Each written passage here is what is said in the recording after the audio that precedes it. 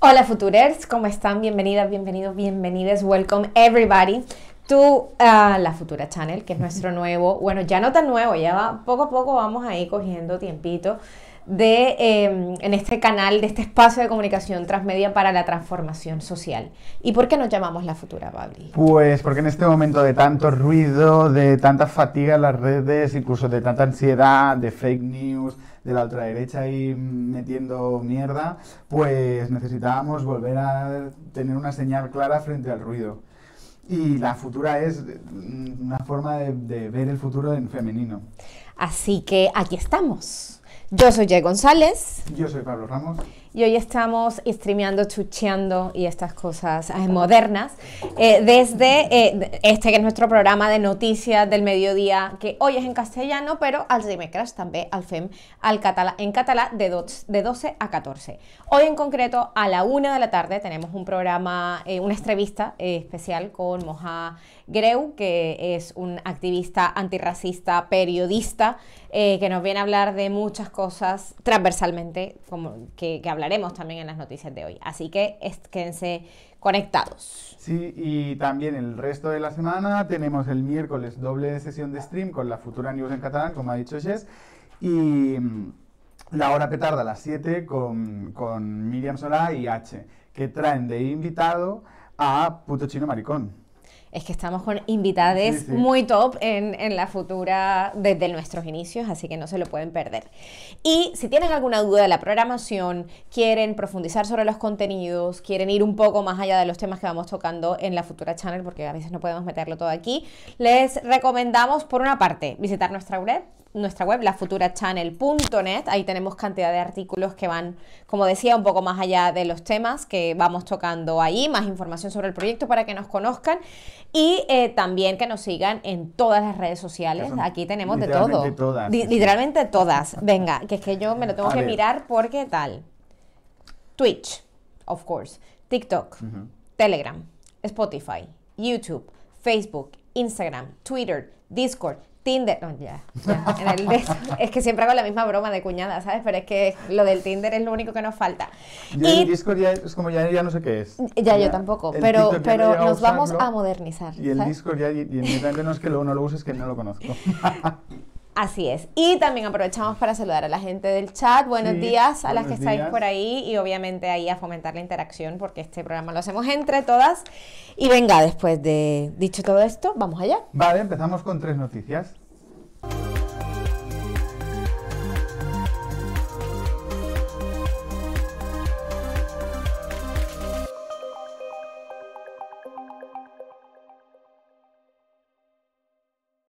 La Xunta de Galicia, desde que Alberto Núñez de Feijóo, del Partido Popular, es presidente desde el 2009, ha adjudicado ni más ni menos que 37 millones de euros a una empresa, a un grupo llamado Eulen.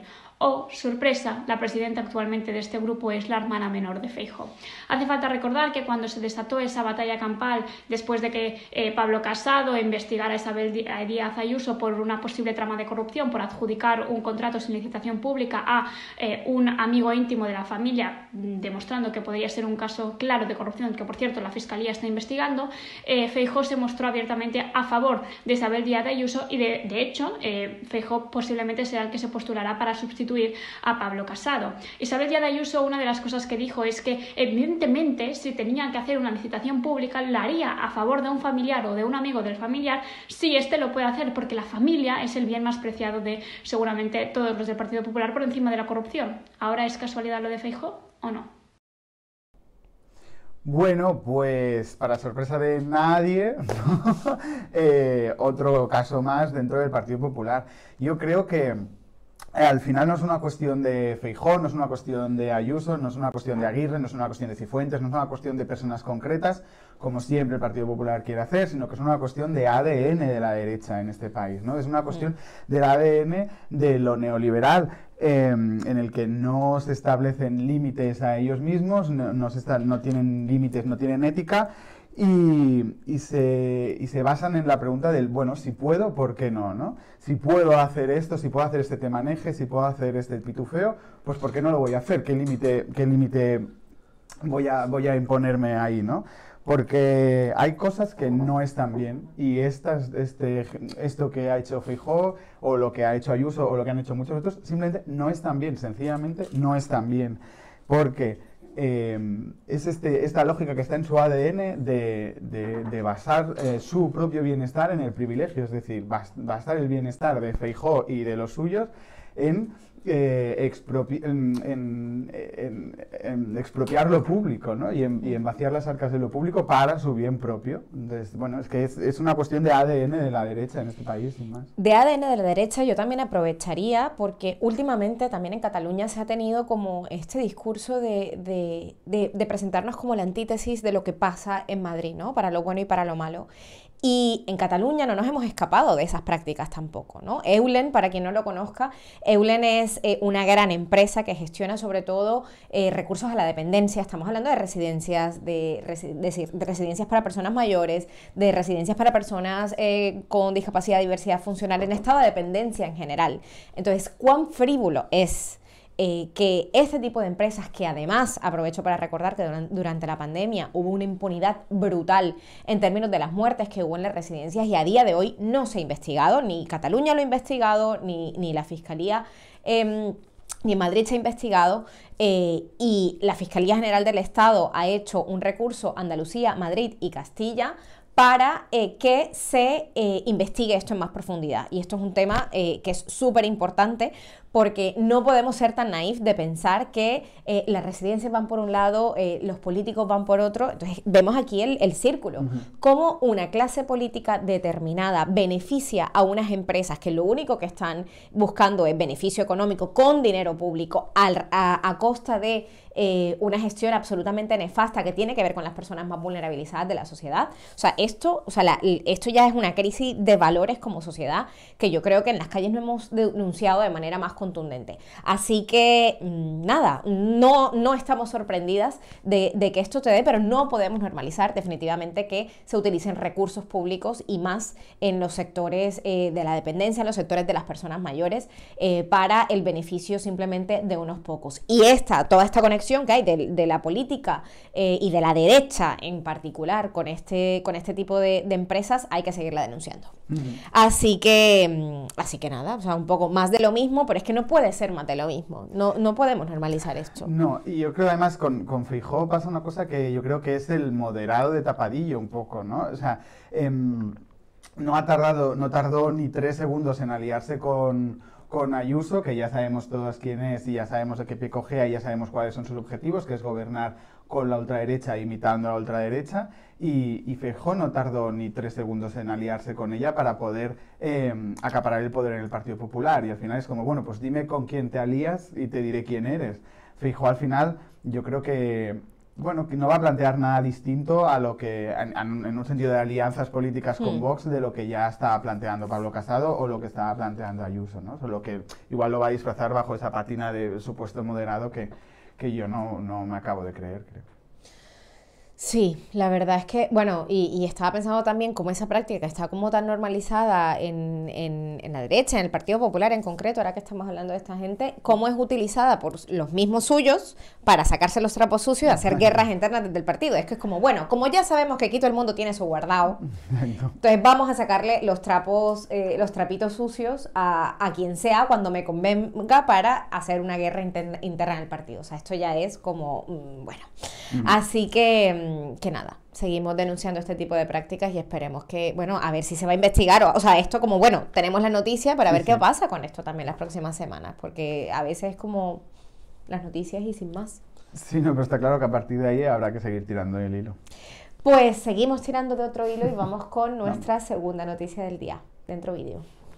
Donald Trump ha expresado su deseo de volver a presentarse en las elecciones de 2024 después de que ya se haya presentado 2 veces anteriormente. Una las ganó y las otras, que fueron las últimas, las perdió contra Biden.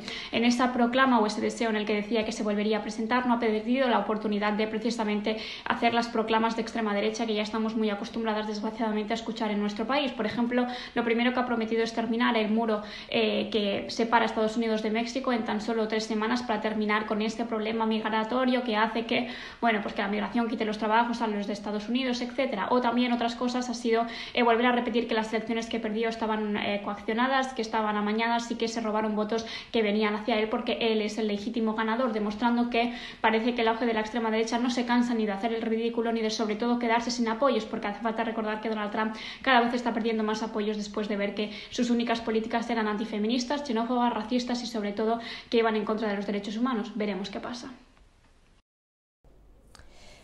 Bueno, otra vez la extrema derecha queriendo volver, otra vez Trump, que es creador de toda una corriente y una manera de relacionarse con la fake news, de utilizar las redes sociales como herramienta de propagación de odio, criminalizando a la inmigración en un discurso político que obviamente es súper vacío.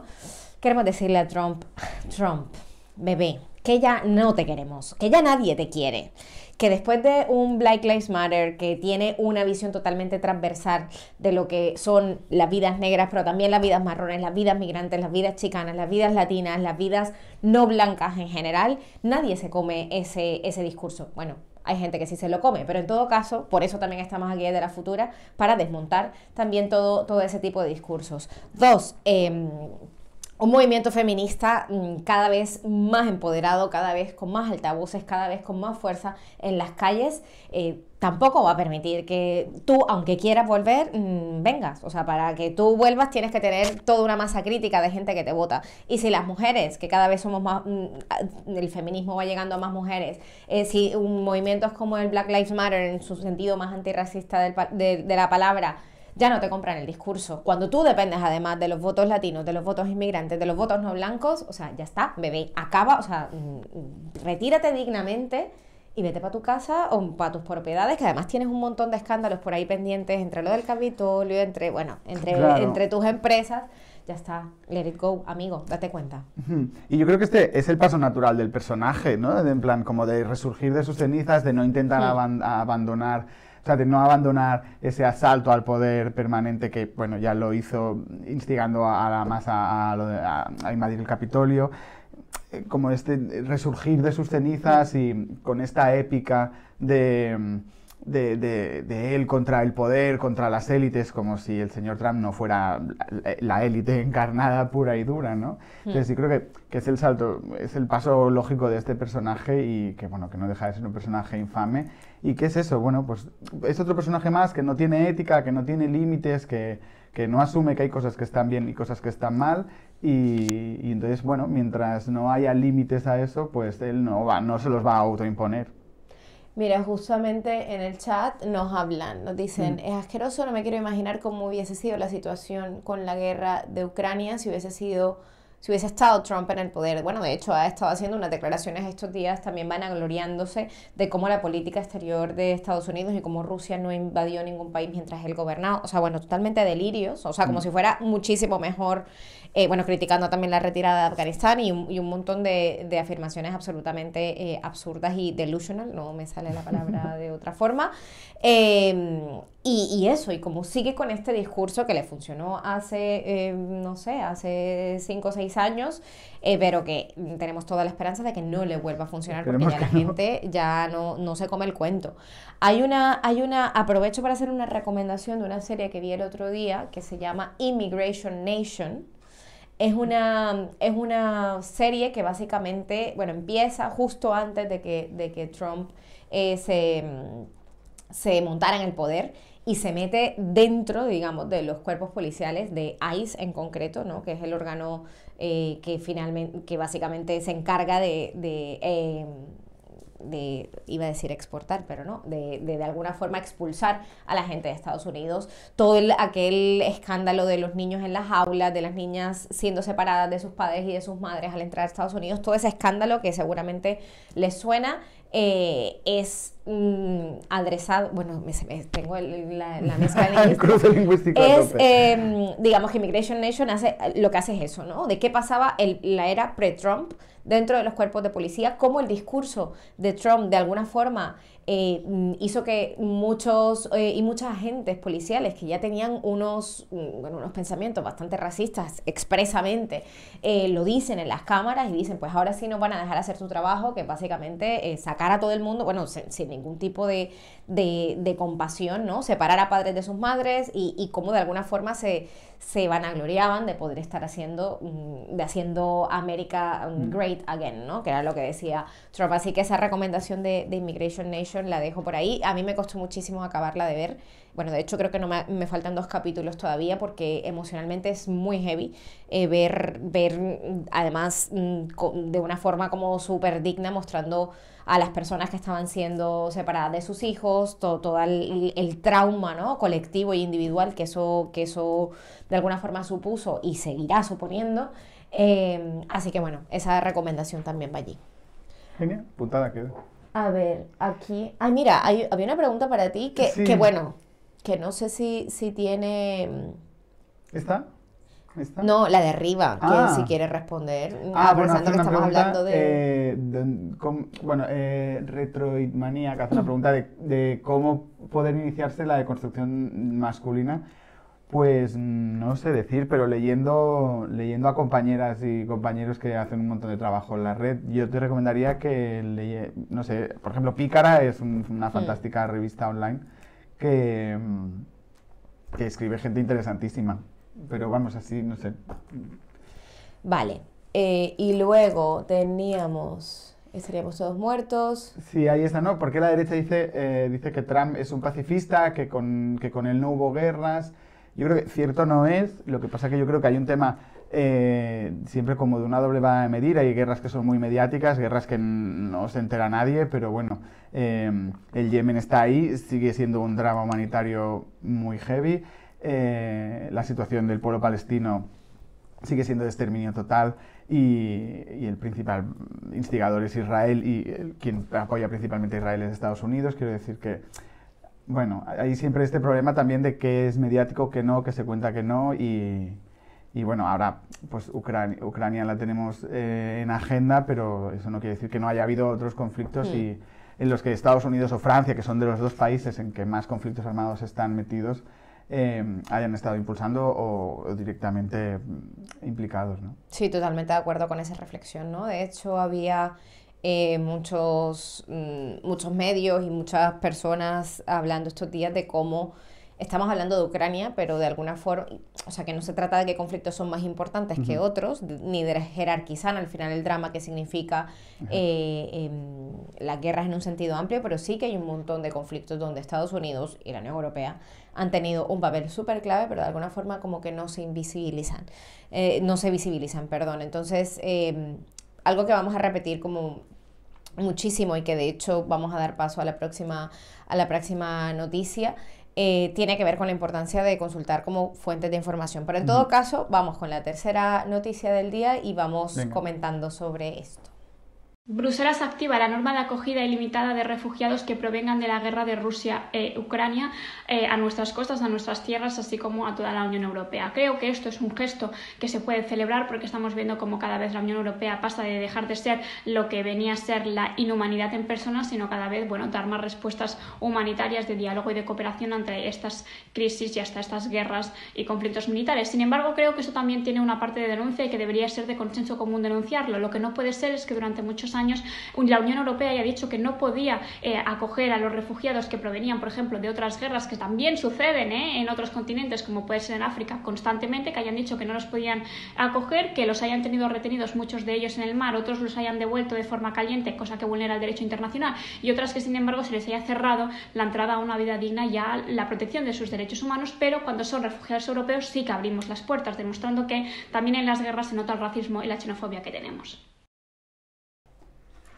A mí me gusta mucho el vídeo de Carla porque creo que como toca todas las teclas o muchas de las teclas muy importantes, yo creo que habla de lo que pasó con la gestión en la crisis de refugiados de la guerra de Siria y yo creo que es algo que la Unión Europea no debería poderse permitir repetir, ¿no? Permitir que estados cerrasen sus fronteras con concertinas, con vallas totalmente inhumanas, como las vallas que tenemos nosotros en Ceuta y Melilla también. Hay una serie de actitudes que no se pueden repetir y necesitamos una Unión Europea que ponga la dignidad de las personas en el centro, independientemente de dónde vengan. Y hay que favorecer medidas para que haya caminos, rutas seguras, para que las personas que huyen de la guerra, porque al final, bueno, pues huyen del miedo, huyen del miedo a morir, tengan maneras seguras de seguir viviendo de manera digna, ¿no? Y con pues lo que dice Carla, yo creo que con Siria, por ejemplo, no pasó y eso no puede volver a repetirse. No puede volver a repetirse que se negocie con otros estados cifras económicas para que retengan ellos a los refugiados de Siria, considerando Turquía un país seguro, cuando en verdad los estaba deportando y los devolvía allí, ¿no? O sea, hay que tratar a las personas con dignidad y todas las medidas tienen que ir hacia eso. Sí, yo creo que aquí es importante recalcar dos cosas, ¿no? Por una parte, la importancia, ¿no?, de que este conflicto se haga con toda la solidaridad del caso, pero también con una autocrítica, y un poco la línea de lo que dice Carla va por ahí. La solidaridad es una cosa, pero la responsabilidad también que tiene la Unión Europea es otra. Y no podemos hablar simplemente desde un buenismo, de decir qué bien lo estamos haciendo, porque de hecho la Directiva de Protección Internacional se está activando ahora después de 20 años, después de muchísimos intentos del Parlamento Europeo con otros conflictos de activar esta directiva, y por fin se está haciendo ahora, pero no es porque seamos mejores, ¿no?, porque Europa sea mejor, sino porque de alguna forma hay una responsabilidad también, que tiene que ver con todas esas relaciones norte-sur, que tiene que ver, y que no nos podemos olvidar de esa Europa fortaleza que se ha ido construyendo y que se sigue construyendo a día de hoy con políticas como la de Frontex, como en el Estado español, por ejemplo, también en Colombia, hace unos meses, cuando Colombia estaba en su momento de estallido social más fuerte, de alguna forma cerró las fronteras a que vinieran personas de Colombia porque sabía que iba a haber un éxodo, ¿no? Entonces, no se trata solamente de solidaridad, que obviamente es una vía, ese sentimiento internacionalista que desde La Futura además siempre defendemos, y esta correlación que tenemos en general de todos los pueblos del mundo, pero que ahora la Unión Europea, por hacer su trabajo, por asumir las responsabilidades también que tiene dentro de este conflicto, tampoco se trata de que se ponga medalla, se trata de un acto de responsabilidad y de reparación también con cómo ha sido el papel de Europa, no solamente en estos conflictos, sino en otros que también han necesitado esta directiva europea, pero que a lo mejor no se ha activado. Sí, entonces en esta línea de intentar sacar todos los matices y todos los puntos de vista y tener información rigurosa, porque al final la geopolítica es una cosa hipercompleja, es multipolar, hay un cruce de intereses muy bestia, entra en juego la macroeconomía, quiere decir que al final, cuando estamos hablando de un conflicto bélico, a mí siempre me pasa que tengo la sensación de que hay como un plano, un relato que se genera en un plano concreto donde te explican que hay unos buenos y unos malos, pero en verdad tengo la sensación de que siempre hay cosas que están pasando por debajo que son hipercomplejas, que no hay buenos ni hay malos o todos son malos, ¿no? No sé, pero que en cualquier caso es muy complejo y es multipolar sobre todo, y se cruzan infinidad de intereses. Entonces, en esa línea de intentar encontrar información siempre veraz, que ponga el valor en el matiz, ¿no? No en el gran titular, sino en explicar los detalles de cada cosa que pasa. Hay el colectivo de Descifrando la Guerra, que intentan explicar siempre de manera muy contextualizada, están explicando todo lo que está sucediendo, ¿no? Sí, les recomendamos de hecho este es nuestro proyecto recomendado del día, muy, muy en la línea con lo que nos gusta hacer en La Futura también, que es promover proyectos, iniciativas que, y en este caso, y la importancia de tener fuentes de información fidedignas, contrastadas, con un ejercicio periodístico riguroso, pues ahí viene esta recomendación de Descifrando la Guerra. Un llamado que hacemos también, y en este momento de tanta información, ¿no? Tenemos información que nos llega de muchísimos lugares, y sabemos que en muchos casos, y los medios de comunicación masiva o diferentes plataformas, pues están parcializados con ciertas realidades, ¿no? Y se pueden intentar, hasta ante realidades muy complejas, intentar dar mensajes súper simplistas, ¿no? Que no corresponden a la complejidad de esta realidad.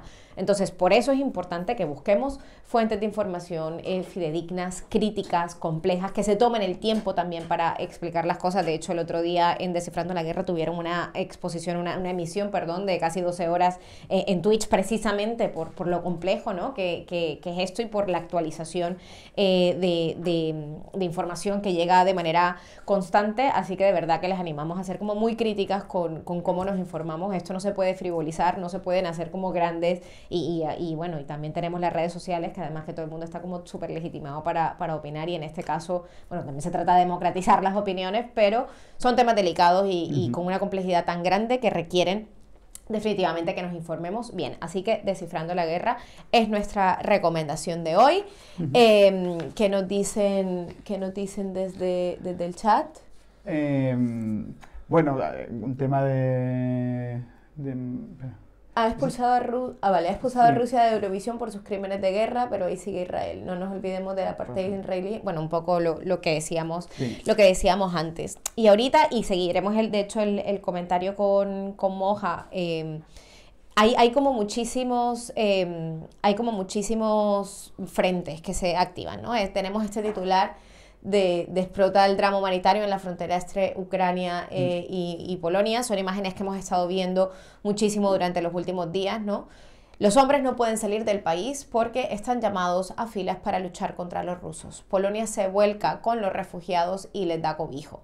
Entonces, claro, aquí podríamos abrir un debate absolutamente amplio de cómo aún, no sé, 60, 70 años después de las guerras que hemos tenido, de las guerras mundiales, digamos, que hemos tenido, cómo el patriarcado de alguna forma sigue primando, ¿no? Entonces, ¿por qué solamente los hombres están llamados a las filas a luchar cuando una mujer también lo podría hacer?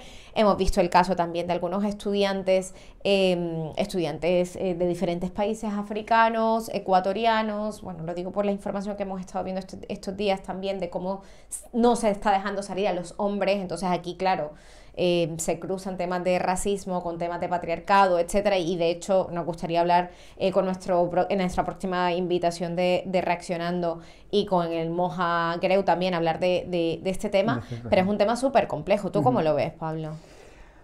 Pues eso, que al final es muy complejo, porque también está el tema de el derecho a poder huir de una situación tan terrible que a mí me daría, vamos, que me daría pavor, ¿no? Y al final es como conflictos geopolíticos que al final siempre se cobran las muertes de gente que no participará jamás de esas decisiones y de lo que ha llevado a ese conflicto, y que se ven obligados y forzados a participar de una guerra y se les prohíbe algo tan comprensible como es huir y ponerse a cubierto, ¿no? Yo creo que, o sea, es realmente terrible, vamos, o sea, no me imagino un escenario peor. Sí, bueno, la verdad es que bueno, yo además tengo personas, una amiga muy cercana, ¿no? Allí, y cuando te lo cuentan también en primera persona, ella, bueno, me contaba cómo no podía salir en principio de Kiev por el tema de, bueno, ella tiene unos gatos, ¿no? Y es como, bueno, hay gente que tiene hijos, yo tengo mis gatos y no salgo por mis gatos, ¿no? Y en ese momento no dejaban salir a las personas con mascotas. Ahora que dejan salir a las personas sin mascotas, su pareja, que es ucraniano, pues no puede salir, porque ella dice, no voy a salir, sí voy a dejar a mi pareja aquí, que en cualquier momento lo llaman para unirse a la fila. Yo creo que las historias también que nos están llegando estos días nos deberían hacer tener un ejercicio de conciencia, ¿no? De eso que a priori está pasando en Ucrania, que está relativamente cerca también de España, pero cómo hay realidades que tenemos aquí en nuestra casa, ¿no? Que tienen que ver con las migraciones, que tienen que ver con personas que han huido de la guerra y han empezado una nueva vida aquí, que tiene que ver con cómo a veces no se reconocen los conflictos por parte del Estado y eso impide que haya refugiados, tanto refugiados y refugiadas que tenemos bueno, en Barcelona y en general en España, la situación que están pasando. Entonces yo creo que podríamos aprovechar este momento también, que a nivel global bueno, que ahora mismo en Ucrania está pasando esto y en los países fronterizos están haciendo este ejercicio, ¿no? de acoger, de cómo lo hacemos aquí. Lo hacemos mucho mejor. ¿Qué pasa con estas personas que han venido de contextos diferentes, ¿no? De afganos, de Siria, etcétera, y cuál es el trato que se les está dando desde aquí? También, que yo creo que es interesante, como el discurso político oficial versus las políticas que efectivamente se están haciendo. Yo creo que realmente es un momento para tener esas conversaciones, para hacer esa autocrítica, sí, para que veamos cómo eso que está pasando en Ucrania ha pasado también en otras ocasiones, y qué papel tenemos nosotros y nosotras, porque una cosa que hablaba con amigas estos días, ¿no? Es como la sensación de vulnerabilidad y de impotencia que se tiene cuando está pasando cosas que en principio son en otros estados y que no tienen nada que ver con aquí, pero cuando aquí tenemos un montón de personas que han huido de contextos de guerra en diferentes situaciones, y pues tienen unas historias de vida que también serían necesarias conocer y también apoyar y también de alguna forma solidarizarnos con esas formas que tenemos más cerca. Así que yo me quedo con esta reflexión. Vamos a hacer un reaccionando, sí, ahora diferente, ¿no, Pabli? Sí, ahora en línea con esto de como con tiempos pausados poder explicar las cosas detalladamente, vamos a hablar con Gerardo Pisarello, que yo creo que nos puede dar nos puede dar un punto de vista interesante y los matices que al final siempre son lo importante, ¿no? Vamos al reaccionando. No sé si hay cortinilla. Sí, vale.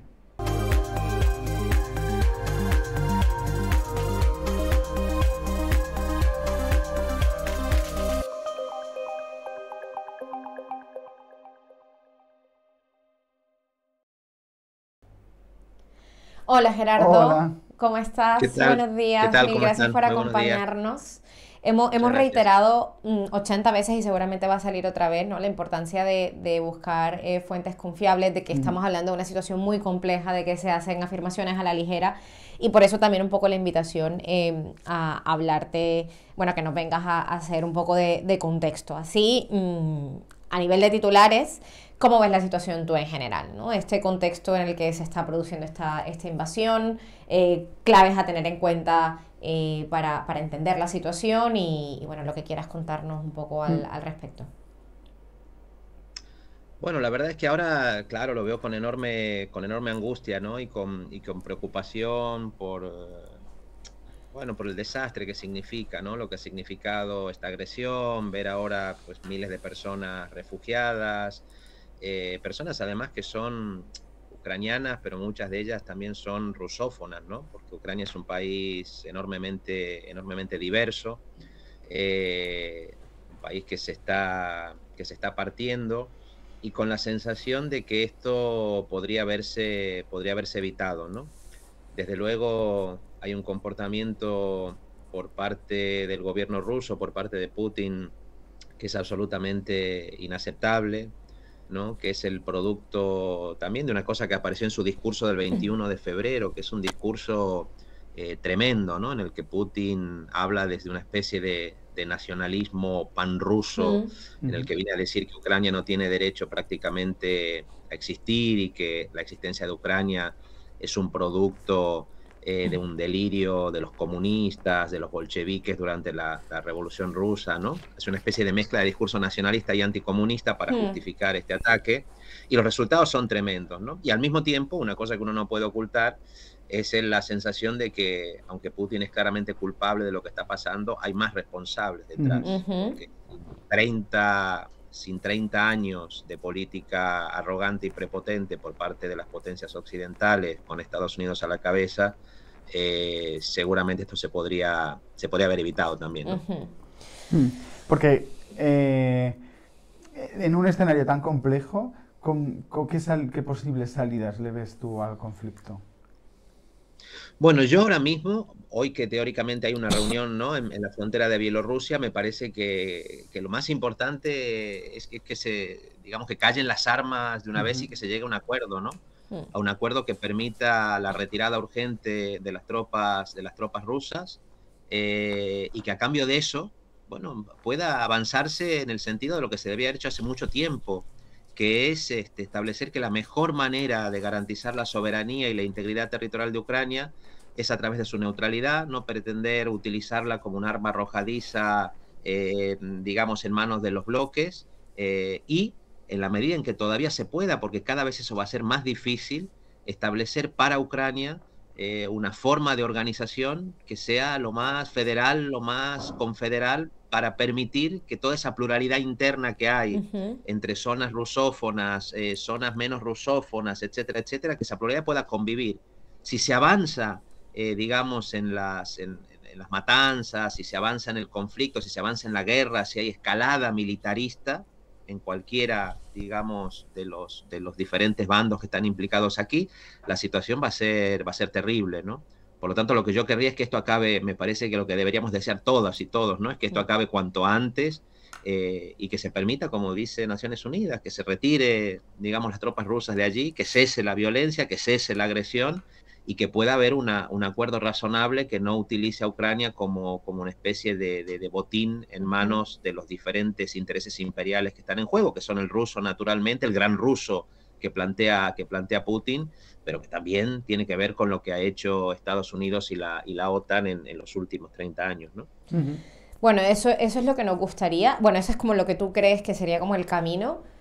¿Cuán posible o viable tú crees que es esta salida? O sea, teniendo en cuenta que aquí no solamente estamos hablando de unos intereses económicos, políticos, etcétera, determinados, sino también unos tipos de liderazgo y unos tipos de acción que hablábamos antes que parece que estuviéramos, bueno, no sé, parece que no hubiesen pasado los últimos 70 años en términos de cómo de manera tan patriarcal, tan egocéntrica se están manejando estas cuestiones. ¿Tú crees que cruzando esa propuesta o ese camino, ¿no?, que es el que deberíamos desear y el que debería vislumbrarse, ojalá en pocos días, ¿tú crees que es posible? O sea, ¿cuáles son los principales obstáculos para que esto se materialice? Bueno, lo veo difícil porque naturalmente una vez que el genio demoníaco de la guerra se saca de la botella, pues es muy difícil, digamos, volver a meterlo dentro, porque veo, digamos, es verdad, es decir, el interés que tiene Rusia por tener un mínimo de seguridad alrededor de sus fronteras, porque no le planten misiles y bases militares alrededor de su frontera, no es un problema solo de Putin, ¿no? Esto es lo mismo que planteaba Yeltsin, es lo mismo que planteaba Gorbachov. Es decir, hay un problema objetivo de Rusia que no tiene que ver con Putin exclusivamente, ¿no? Y a mí me parece que ese problema debería atender como cuestión de fondo, ¿no? Y eso exigiría, pues, la desnuclearización de toda esa zona, por parte de Rusia y por parte, como digo, también de la OTAN.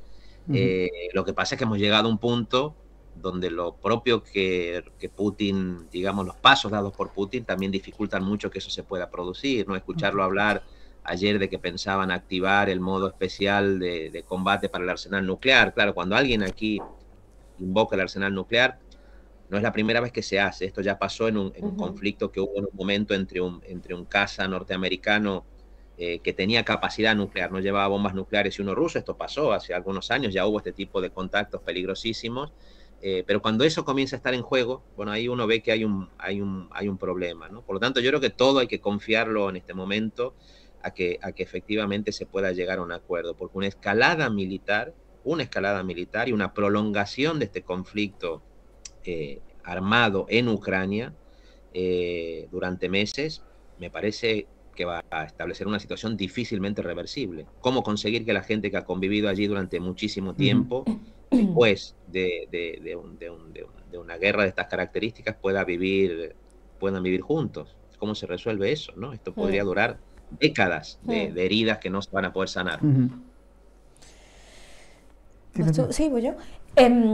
Aquí bueno, hablando específicamente de Ucrania, pero esto nos genera también como una coyuntura de otras conversaciones que a lo mejor que hace años tenemos pendientes, ¿no? Como comunidad internacional, como personas que estamos totalmente interrelacionadas, independientes, que tiene que ver con cómo pensamos eso que se llama seguridad o paz internacional compartida, ¿no? Y cómo de alguna forma caminamos más allá de una mirada eurocéntrica, ¿no? Que es o pro OTAN o ver las cosas así como de manera muy simple y que a priori podrían estabilizar la situación, y cómo de alguna forma tenemos estas conversaciones un poco más globales que vayan en la línea de ese internacionalismo, esa interdependencia que tenemos, que va más allá de cómo pensamos lo que es la seguridad y la paz internacional. Hablábamos antes también de todos los conflictos que sigue habiendo a día de hoy y que ha habido durante los últimos años, pero que no han tenido a lo mejor muchísimo razón o mucho impacto a nivel de los medios. Pero que también afectan esa paz y esa seguridad internacional, pero a lo mejor no hablamos de ellos mucho. O sea, para ti, un poco más allá del conflicto, ¿qué conversaciones deberíamos como sociedad, como ciudadanos y ciudadanas del mundo, tener en términos de paz y seguridad? Bueno, yo primero lo que creo que hay que asumir es que un régimen de paz global, de paz mundial, seguramente, digamos, no es compatible con un orden internacional imperial. O sea, los imperios que tienen vocación de dominio son muy peligrosos. Y como dice Rafa Poc, en este momento, tanto Rusia como Estados Unidos son dos imperios descabalgados, ¿no? Son dos imperios que están, digamos, perdiendo el papel que tuvieron, digamos, en el pasado. Uno escucha a Putin y ve que Putin querría reeditar lo que fue, no la Unión Soviética, porque ya se vio él ferozmente anticomunista en esto, ¿no? Pero y está persiguiendo a mucha gente comunista en este momento en Rusia incluso. Pero él querría reeditar el viejo imperio zarista, ¿no?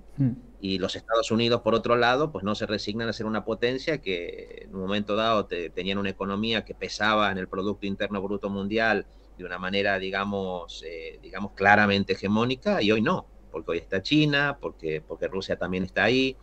Y yo creo que para nosotros un orden internacional que garantice la paz y la seguridad no puede ser un orden imperial.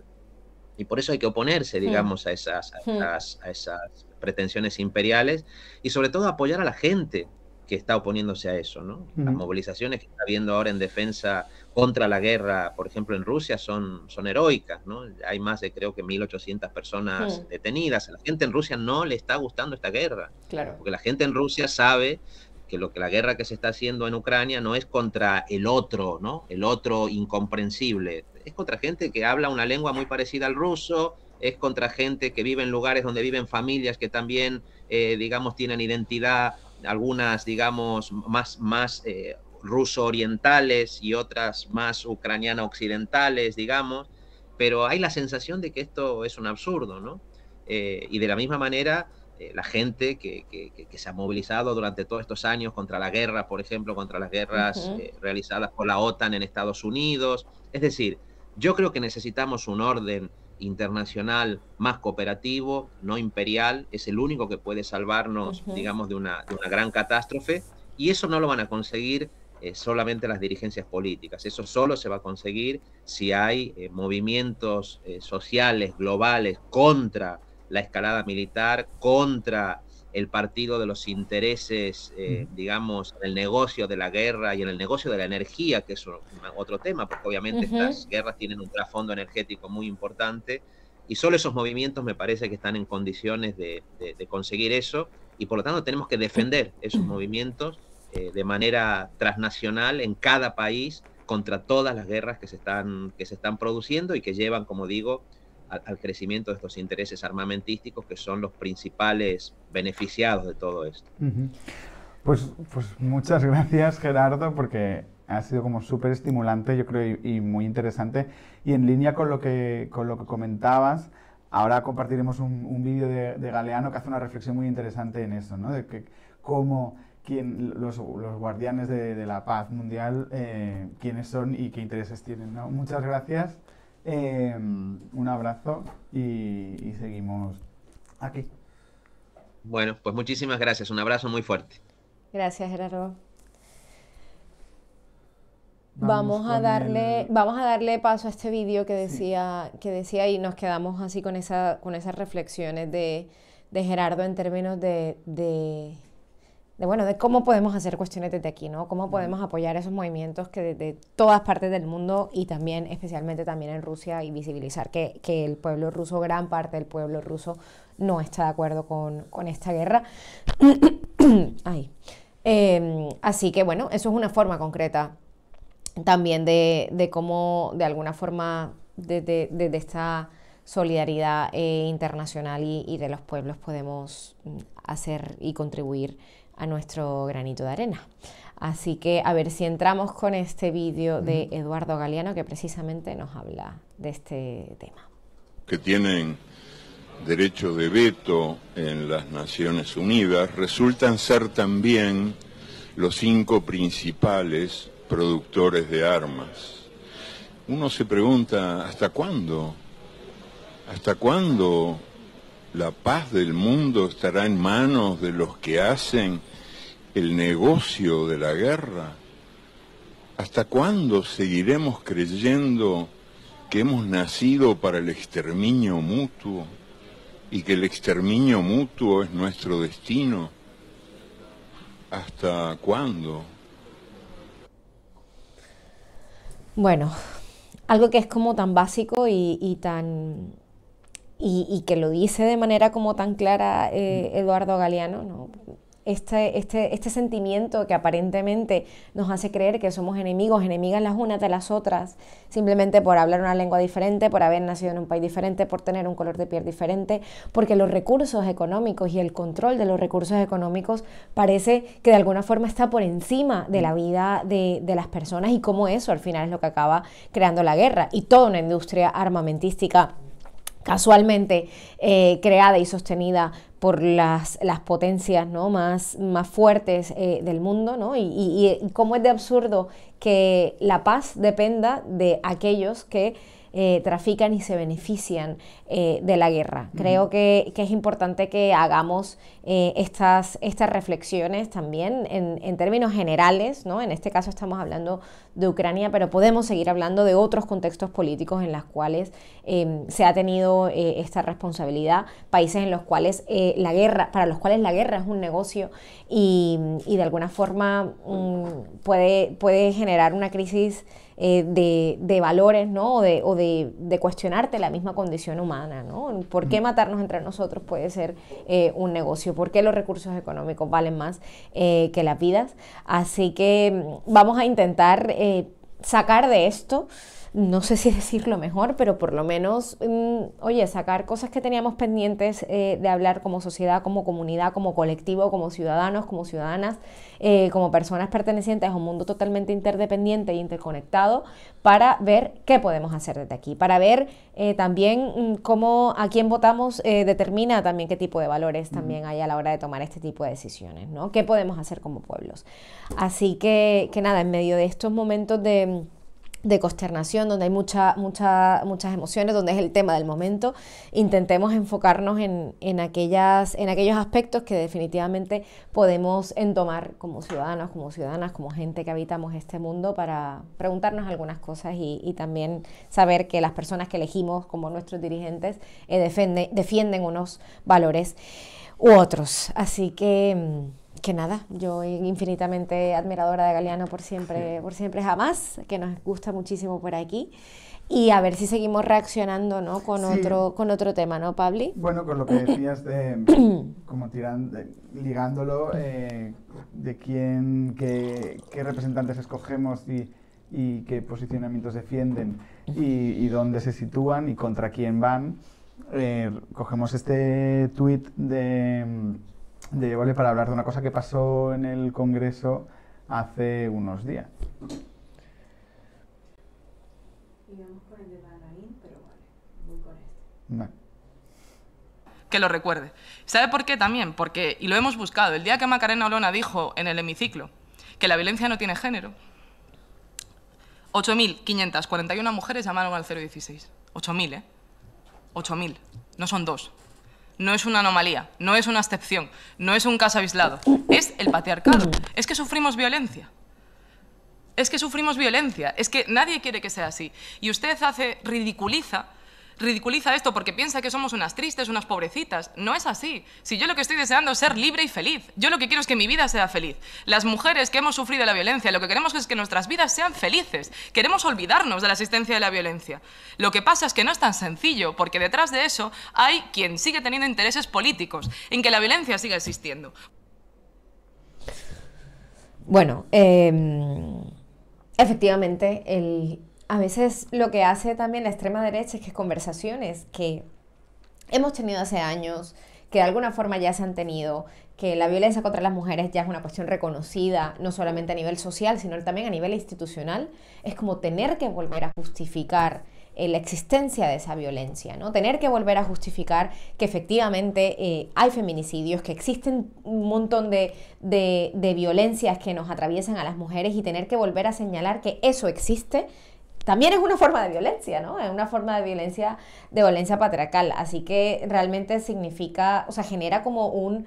A veces no me gusta hablar de las palabras en términos de retraso o de avance, ¿no? Porque eso a veces es una concepción súper occidentalocéntrica del mundo, ¿no? Del progreso, siempre para adelante, tal. Porque a veces sí es verdad que, que tenemos que pararnos y tener ciertas conversaciones de decir, oye, a lo mejor esto que estamos haciendo no es tan así. Pero es que en este caso sí que implica una parálisis que mientras Vox está diciendo que la violencia machista o que la violencia de género no tiene género, 8.500 mujeres están llamando a reportar precisamente ese tipo de violencia. Bueno, o sea, que es vivir de manera expresa de espaldas a una realidad o negando una realidad con tal de seguir manteniendo ciertos privilegios o manteniendo ciertas cuotas de poder, ¿no? Y es como lo que tú decías, hace décadas que se está teniendo un debate, hace décadas que se está teniendo, se están llegando a unos consensos, unos acuerdos, y bueno, hay quien se resiste a perder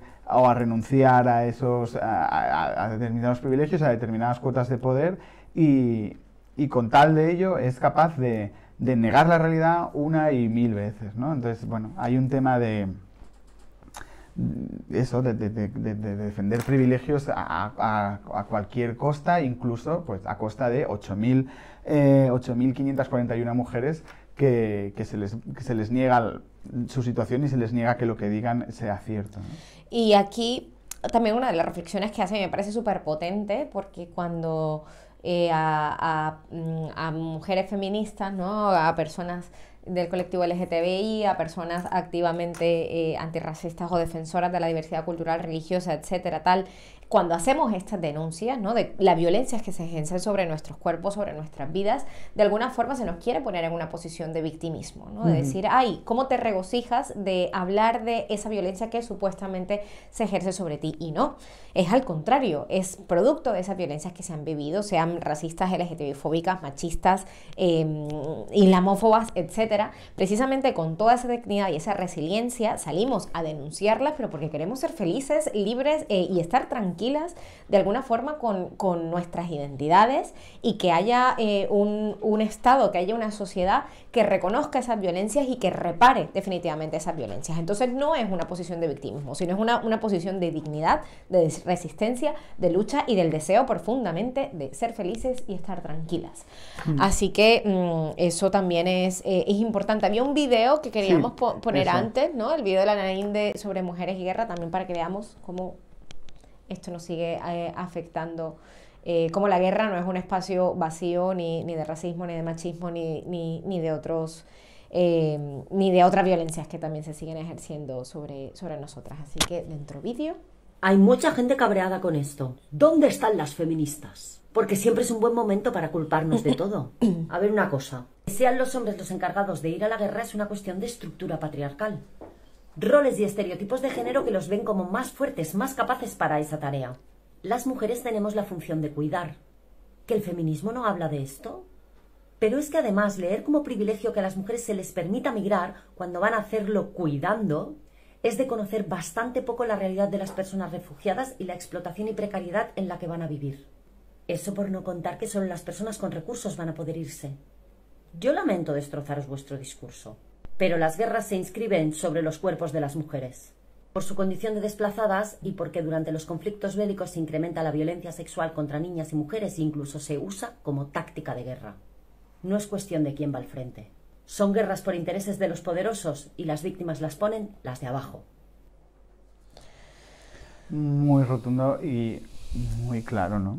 Sí, yo creo que un poco más que añadir, se trata como, se pueden quedar en afirmaciones y en análisis súper simplistas, ¿no? De que ¿dónde están las feministas reivindicando que sean las mujeres quienes van a la guerra cuando son las mujeres, perdón, cuando normalmente, históricamente, han sido las mujeres las que pierden a sus hijos, las que pierden a sus esposos, las que pierden a sus hermanos, ¿no? Las que cuidan mientras hay esos intereses patriarcales luchados, decididos normalmente, y en este caso no es una excepción, por hombres, digamos, de alguna forma librando guerras que vienen de ese patriarcado que de alguna forma nos sigue, nos afecta y de manera brutal nos daña un poco la vida, ¿no? Y sobre todo como si tener que huir de tu casa, tener que huir de tu ciudad, de tu pueblo, de tu país y desplazarte con un futuro permanentemente incierto a otros sitios, a centenares de kilómetros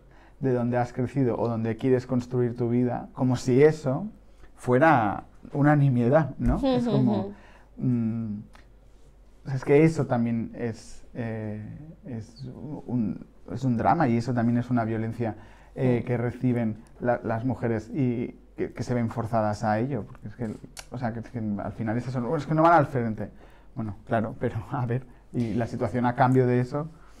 Sí, es una lectura como bastante simplista y definitivamente esto es un caso, o sea, que solamente el hecho de eso, se está librando una guerra basada también en intereses económicos, en decisiones patriarcales, y entonces ahora resulta que vamos a ser las mujeres las causantes de esto, ¿no?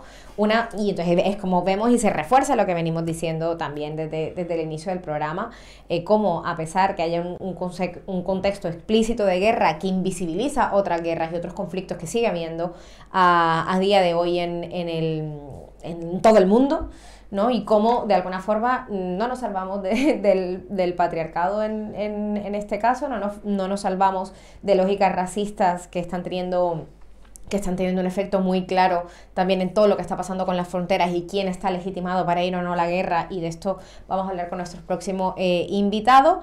Y vamos a cerrar aquí de momento la sesión de Reaccionando, no sin antes también explicarles, hablamos de Descifrando la Guerra, perdón, de este colectivo de Descifrando la Guerra.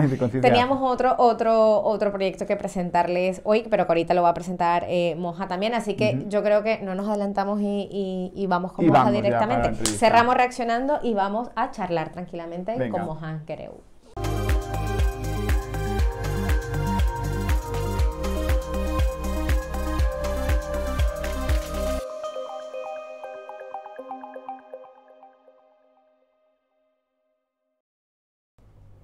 Buenos días, Moja. ¿Nos escuchas? Buenos días, ¿qué tal? Sí, nos escucha. Vale, pues bien, nosotros aquí siempre estupendas. Sí, pues sí, la verdad, estupendas a pesar de que el mundo se va cayendo a trozos, pero aquí seguimos muy dignas. Totalmente, es difícil esto de estar estupendos. Sí. Pero aquí seguimos.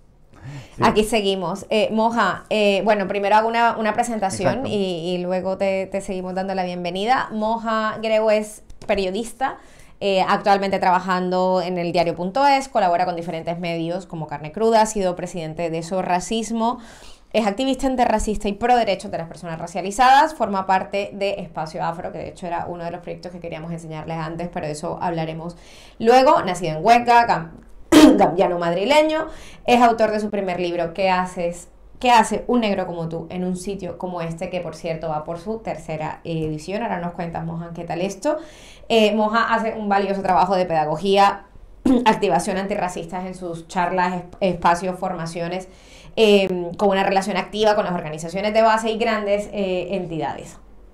Moja defiende, y esto en sus palabras, que la información, el conocimiento y la cooperación como base para activar en el racismo. Así que, Moja, esta sesión, sinceramente, nosotras la hacemos con gente que, bueno, que seguimos, que consideramos como referentes. Para la Futura también es un espacio para personas que consideramos como referentes, pues poderle de alguna forma dar este espacio e invisibilizar todo el curro que en este caso se viene haciendo. Así que muchísimas gracias por atender la invitación a venir a la Futura Channel. Entonces, vamos a empezar con una pregunta muy sencilla. Así, para dummies, venga. Vale. Entonces, ¿qué es el racismo estructural? Si nos lo podéis explicar. Así. Pero una pregunta sencilla, ¿de qué? Así, en 30 segundos. No, es broma.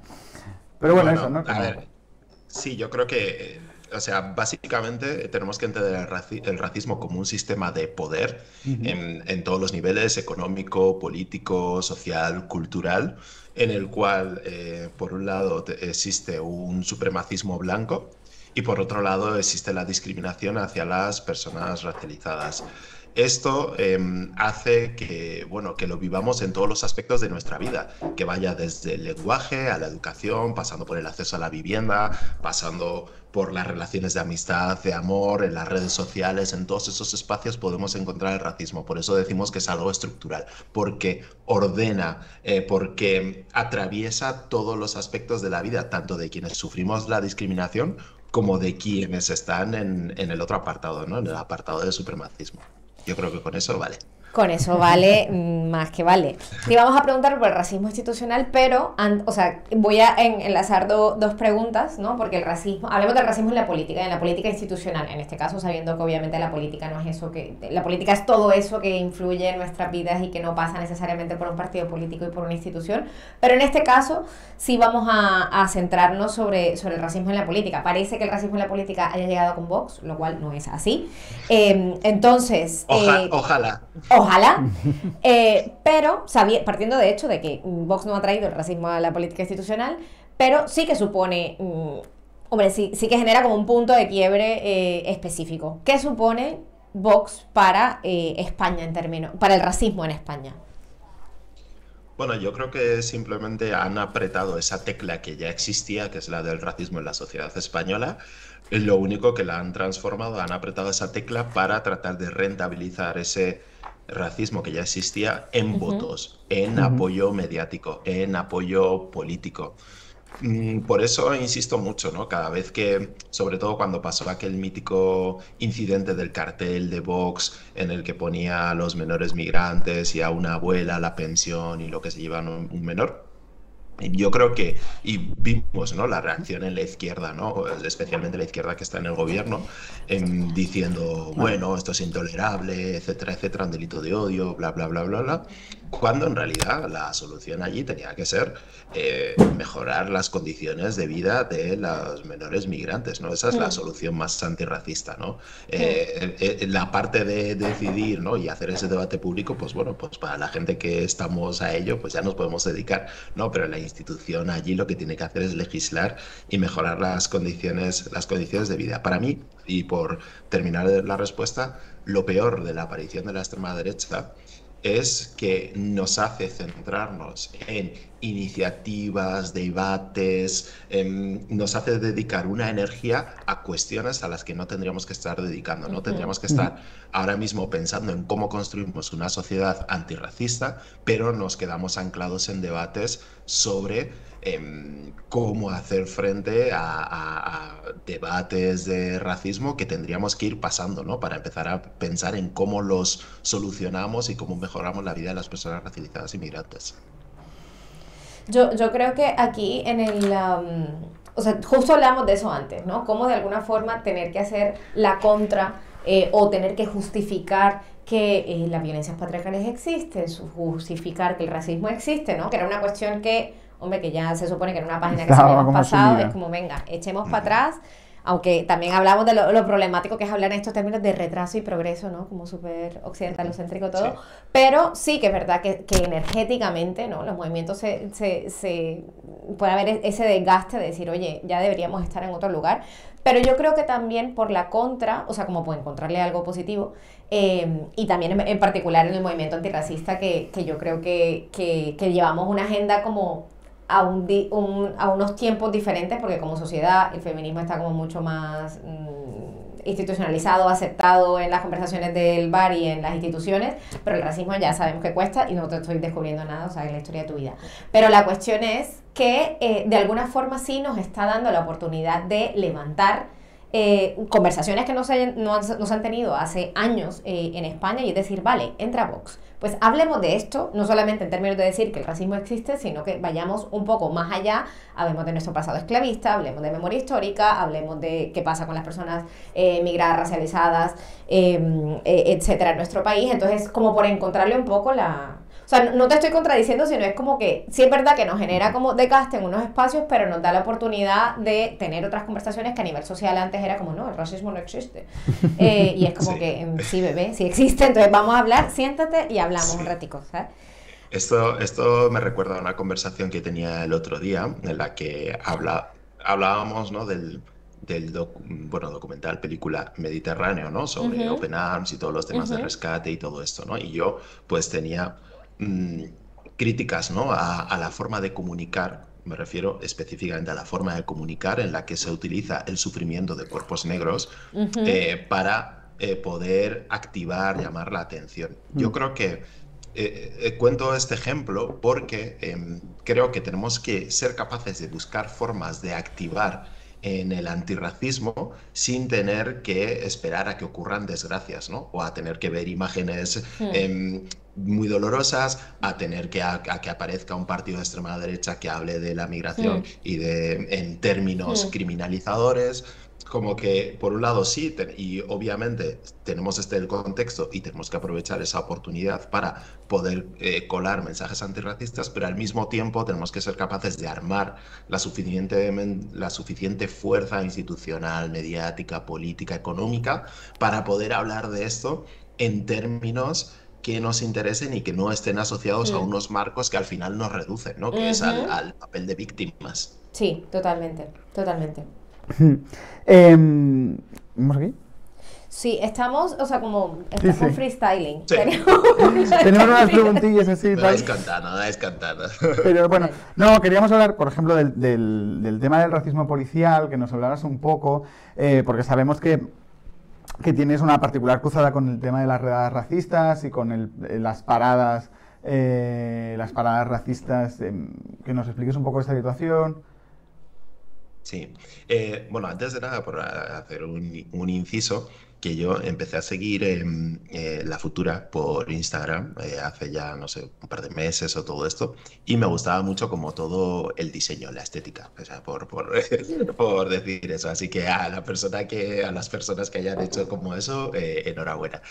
Y ya entrando en materia seria, sobre el racismo policial, bueno, fíjate, yo cuando hace unos años empecé, ¿no?, en esto del activismo antirracista, sí que tenía como una tendencia a pensar, ¿no?, en la idea de reformar a la policía, ¿no?, de que pudieran parar menos y todo esto. Y si bien es cierto que hay medidas que han servido, ¿no?, y ya hablo sobre todo fuera de España, por ejemplo en Reino Unido, sí que hay medidas que han servido para evitar que la policía te pare por la simple sospecha de tu color de piel, o asumiendo que tu color de piel o tu procedencia va a dar lugar a encontrar una serie de delitos o infracciones. Al final uno se da cuenta, ¿no?, de que la policía no deja de ser una herramienta para mantener un orden, ¿no? Y en ese orden ya no solo estamos hablando de un orden racial, aunque es uno de los más potentes, sino que hablamos de un orden en muchos aspectos, ¿no? Un orden a nivel económico, un orden a nivel social. Y claro, entonces, como activista contra el racismo, la lucha, ¿no?, contra ese mecanismo policial forma parte de la base, ¿no? Evidentemente hay gente que está más especializada que yo, pues por ejemplo Youssef Ouled, ¿no?, que trabaja muy directamente con este asunto, pero creo que una de las bases, ¿no?, del activismo antirracista en España tiene que ser Y para mí hay una línea que me interesa mucho, ¿no? Y es que yo no estoy pagando impuestos para que me devuelvan un servicio racista, ¿no? Que eso es lo que pasa con la policía, ¿no? Yo estoy pagando los sueldos, ¿no? Con mi trabajo, los sueldos de unos funcionarios que sistemáticamente y por decreto su contacto conmigo y con los que son como yo es racista, ¿no? Por lo tanto, para más INRI, ¿no? De eso tiene que ser como una prioridad, ¿no? De erradicar, de que encima yo paso de pagar, ¿no? mi dinero para pagar a gente que lo que me devuelve es racismo puro y duro. Está muy bien o sea, como estas líneas argumentales también de que siempre nos quieren ubicar en una posición de víctimas, ¿no? Que es como, ay, no seas racista, no seas racista conmigo, ¿no? Porque pobrecito yo. Es como, no. O sea, yo como ciudadano, como persona que paga impuestos, que pertenece a esta sociedad, independientemente del pasaporte que tenga, pero como persona que pertenece, que tributa, etcétera, no quiero una calidad de servicio por parte de funcionarios policiales de esta forma. Ya entrando, o sea, y claro, hablando de racismo institucional, etcétera. ¿Qué piensas del ministro más larga? Bueno, más largas podría dar para abolir la ley de extranjería, pero bueno, ¿qué piensas de Marlaska y su papel dentro del gobierno? Ese gran ministro, sí. Ese gran ministro que nos cae también. Bueno, Marlaska es el brazo ejecutor, ¿no? De la política racista institucional del gobierno más progresista de la historia, ¿no? Que esa etiqueta, en fin, bueno, no, la vamos a dejar ahí. Pero sí, evidentemente él es la cara visible y el brazo ejecutor de todo eso, ¿no? La persona sobre la que está la mayor oposición, ¿no? A las medidas estas de regularización que se venían pidiendo desde la sociedad civil, el ideólogo, ¿no? De esta idea de aumentar la valla, ¿no? Las vallas, pues hacerlas más altas, el que se saltó toda la legalidad internacional para expulsar a menores migrantes, y sin duda, ¿no? Es el gran guardián, ¿no? De las esencias racistas del Estado español, ¿no? También es una cosa en la que el papel de ministro del Interior siempre ha estado, ¿no? Pues pienso en Jorge Fernández Díaz y su papel tan indigno que tuvo en la tragedia del Tarajal, ¿no? Hace ya 8 años, y que se acaba de celebrar el aniversario de ello. Forma parte de eso, pero claro, en un gobierno que se hace llamar el más progresista de la historia, lo que no puedes tener, desde luego, es a un ministro del Interior que no desentonaría si el gobierno fuera de PP y Vox. Es que a veces, muchas veces, está como en ese paquete. Ay, mira, yo me estoy saltando todo. Tira. Pero no, es que claro, se trata de no solamente seguir el guión, sino entrar en una conversación. Sí. A veces eso, ¿no? Que es como que de alguna forma, sí, el PSOE, que es de izquierdas, que de todo lo de izquierdas que no se puede ser, es como, bueno, yo soy progresista, con lo cual soy antirracista, ¿no? Como esta correlación clarísimamente, bueno, antirracista no, que por lo menos no odio a las personas de otro color de piel, ¿no? Dejémoslo así, porque antirracista sería demasiado. Entonces, claro, entonces, y dentro de la izquierda, las izquierdas en un sentido amplio, las que han nacido después del 15M, que se supone que había una conexión mucho más fuerte con movimientos sociales y conversaciones que se estaban teniendo a nivel social, que también incluía la perspectiva antirracista. Es como si de alguna forma, vale, yo soy de izquierdas, con lo cual soy antipatriarcal, soy feminista, soy antirracista, eso va en el paquete y no tengo que hacer práctica, sino porque en mi mero discurso yo ya digo que lo soy, pero sabemos que eso no pasa, ¿no? ¿Qué pasa como con este bueno, la respuesta es más concreta. Sí. Para que un partido se considere antirracista, partiendo del hecho que las de izquierdas o los más progresistas no necesariamente lo son por autodenominarse así, ¿qué tendría que hacer la izquierda en general para considerarse antirracista? Bueno, lo primero, yo creo que muchas veces se ha confundido el hecho de que muchas iniciativas antirracistas, movimientos políticos antirracistas, siempre se hayan construido sobre ideología de izquierdas, ¿no? Eso mucha gente lo ha tomado como que ya apoyar esas ideologías, pues bueno, pues ya sea marxistas, socialdemócratas, pues sea, o lo que sea, eso ya automáticamente te convierte en una persona antirracista. Eso es falso, ¿no? Lo hemos visto, ¿no? Y incluso a lo largo de de todas estas ideologías, vemos, ¿no?, siempre algunos momentos en los que el racismo no ha formado parte del análisis y probablemente incluso se ha ayudado a reforzarlo. Dicho esto, aquí lo que ocurre, ¿no?, en la política española es que hay mucho de hablar y poco de hacer. Para mí ese es el punto más claro.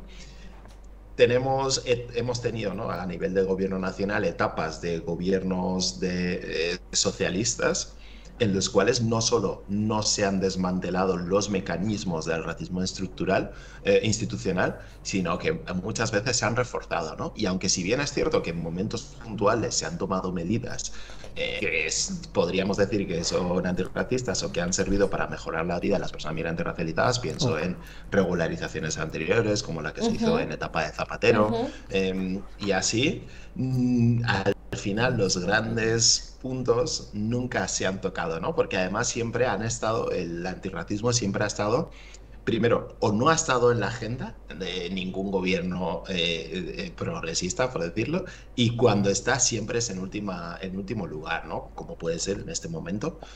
Tenemos al gobierno de PSOE y Unidas Podemos. Unidas Podemos ha llevado en su programa muchos temas que mucha gente del movimiento antirracista firmaría, pero a la hora de la realidad, pues eso nunca se ha trasladado y nunca ha generado, por ejemplo, una de las múltiples crisis de gobierno que se han dado en estos años, ¿no? Ha habido crisis de gobierno por todo, pero por temas migratorios o temas antirracistas nunca la ha habido, ¿no? Pues eso nos da que pensar, como se dice en redes. Entonces, en esta línea que ahora estabas comentando de qué puede hacer la institución o qué le falta por hacer, háblanos un poco de la campaña que sabemos que está en marcha y que tú estás involucrado para recoger 500.000 de firmas, que se dice así como muy rápido, pero son un montón para presentar. O sea, son muchísimas. Para presentar la ILP y explicarnos un poco, pues eso, un poco la iniciativa y qué maneras hay de poder colaborar y así. Sí, bueno, básicamente, bueno, una pequeña aclaración, yo no estoy como, digamos, metido en el grupo de trabajo, pero sí bien es cierto que yo lo estoy apoyando desde mi posición, ¿no?, como periodista en todo lo que puedo.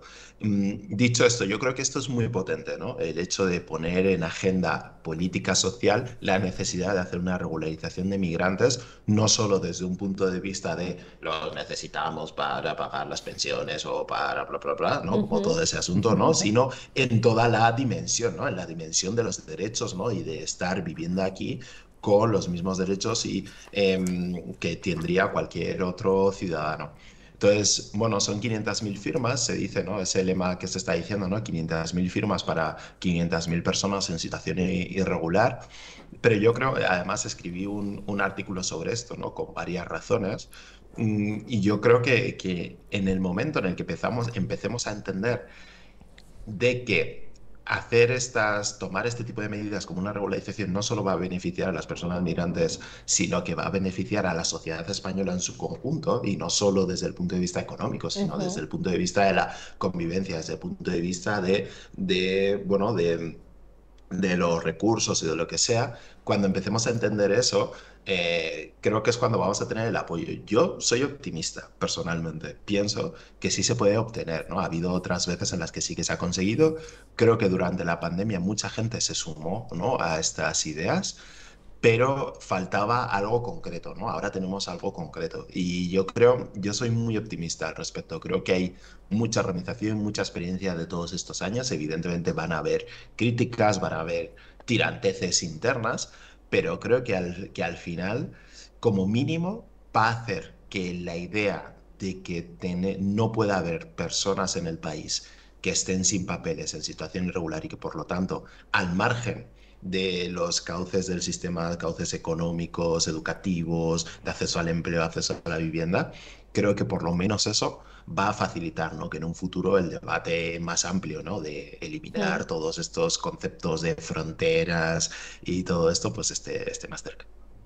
Sí, nosotros, bueno, justamente hablamos con Jason García hace un par de semanas y también nos habló de esto y queremos como reivindicar y no desaprovechamos ninguna oportunidad para precisamente hacerle hacerle difu a esta iniciativa, o sea, que a seguir Regularización Ya y todas las entidades y colectivos que han estado detrás, a buscar la manera de implicarse. Esto no es una cuestión de solo los papeles, que era algo que decía Jason, sino también de que se entiende de que sin las personas migrantes racializadas en un sentido amplio no se pueden hacer más políticas y no se pueden llevar políticas más adelante en este país. O sea, ya está, se acabó esta cuestión de obviar. Y por añadir una cosa, a mí, claro, como yo hablo siempre de antirracismo, pues una de las preguntas, ¿no?, que siempre se me dice, bueno, ¿cómo podemos ser antirracistas? ¿Qué podemos hacer?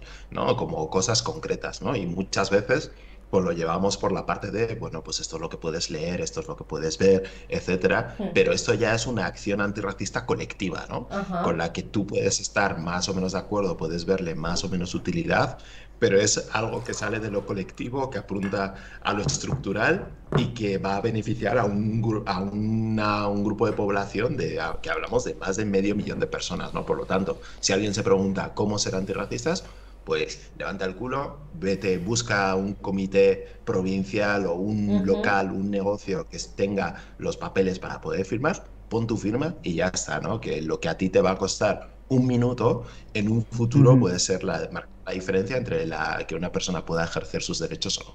Sí, últimamente cuando me preguntaban esto, yo estaba daba clases en un máster, a veces lo doy también, y me decían, bueno, ¿pero qué podemos hacer para ayudar? Y yo, bueno, dale papeles a alguien, ¿sabes? Cásate con alguien, ¿sabes? Como algo concreto, ¿sabes? Pues ahora, antes de casarte, si quieres, que ahora encima defendiendo el matrimonio, ¿sabes? Que como, papel en vez del matrimonio. Pero bueno, que esto es una forma concreta, así que activarnos, levantarnos, mover el culo y aprovechar esto. Con mucha menos burocracia que un matrimonio, o sea, son todo ventajas. Y con menos compromiso, digamos. Así, bueno, y a lo mejor esto puede generar una crisis de gobierno, ya lo veremos de aquí a unos meses cuando bueno, pero ponle fe, monja, ponle fe. Hombre de poca fe. Y por en otras cosas tengo fe, pero en esta. A ver. Monja, no podíamos, bueno, hemos hablado de Ucrania, hemos hablado de la situación también de cómo el patriarcado se sigue manifestando aún en contextos de guerra, el racismo también. Y obviamente hemos repetido muchísimas veces durante esta sesión que necesitamos fuentes de guerra, fuentes de guerra, no, corte. Necesitamos fuentes de información fidedignas, fuentes de información confiables. Hay muchísimos intereses también, obviamente, de los medios de comunicación masiva por vender según qué versiones de la guerra, y esto vaya por delante. Pero sí que era imposible no tenerte aquí y también denunciar y saber cómo ves esta situación complicada que estamos viendo de diferentes personas, personas negras, personas no blancas, personas estudiantes, ¿no? Como en diferentes situaciones administrativas, etcétera, tal, el cual nos está dejando salir a personas, especialmente a los hombres, en este caso también, por toda esta cuestión de patriarcal, de que se tengan que unir a las filas, etcétera. Bueno, no quiero como decirte más, sino simplemente cómo ves esta situación, estas imágenes que nos están llegando, gente impidiéndole entrar a los trenes, y que nos hagas un poco una lectura de cómo lo ves. Sí, yo creo que aquí hay dos cosas, ¿no? Por un lado está la parte que tiene que ver con todo ese racismo que ni siquiera en tiempos, ¿no?, que deberían ser de solidaridad, ¿no?, de buscar la forma de salir de una situación tan terrible como es una guerra, pues el racismo sigue estando allí, ¿no? Haciendo esa priorización en la cual básicamente el mejor pasaporte, ¿no?, para poder cruzar fronteras es la blanquitud. Ni más ni menos, o sea, todo lo que se aleje de esa blanquitud, pues ya es como si te pusieran a un funcionario que te estuviera pidiendo 38 documentos para poder comprobar si puedes pasar o no, ¿no? Sin embargo, en el otro caso no necesitas casi ni mostrar un documento, ¿no? Lo que hace de pasaporte y para que te validen es la blanquitud. Eso es terrible, ¿no? Esas imágenes que estamos viendo de personas africanas a las que nos dejan entrar son imágenes que no nos sorprenden, por desgracia, no nos sorprenden, pero que al mismo tiempo nos hablan, ¿no?, de cómo incluso en contextos tan terribles, ¿no?, como el de una guerra, se sigue poniendo por delante criterios que no tienen ningún sentido. Y por otro lado, la noticia esta, ¿no? De que decían que la Unión Europea iba a activar, ¿no?, la acogida ilimitada de refugiados. Bueno, esto ya nos dice como varias cosas. Antes ponía un tuit, ¿no?, en el que hablaba un poco de que, claro, nos preguntamos si esta opción existía, ¿por qué no se activó en otros contextos, ¿no? Aquella mítica crisis de refugiados de 2015, ¿por qué no se activó, ¿no? ¿Qué es lo que marca la diferencia? Si están huyendo también de guerras, están huyendo también de situaciones terribles, porque allí se activa y porque ahí no se activa y ahora sí.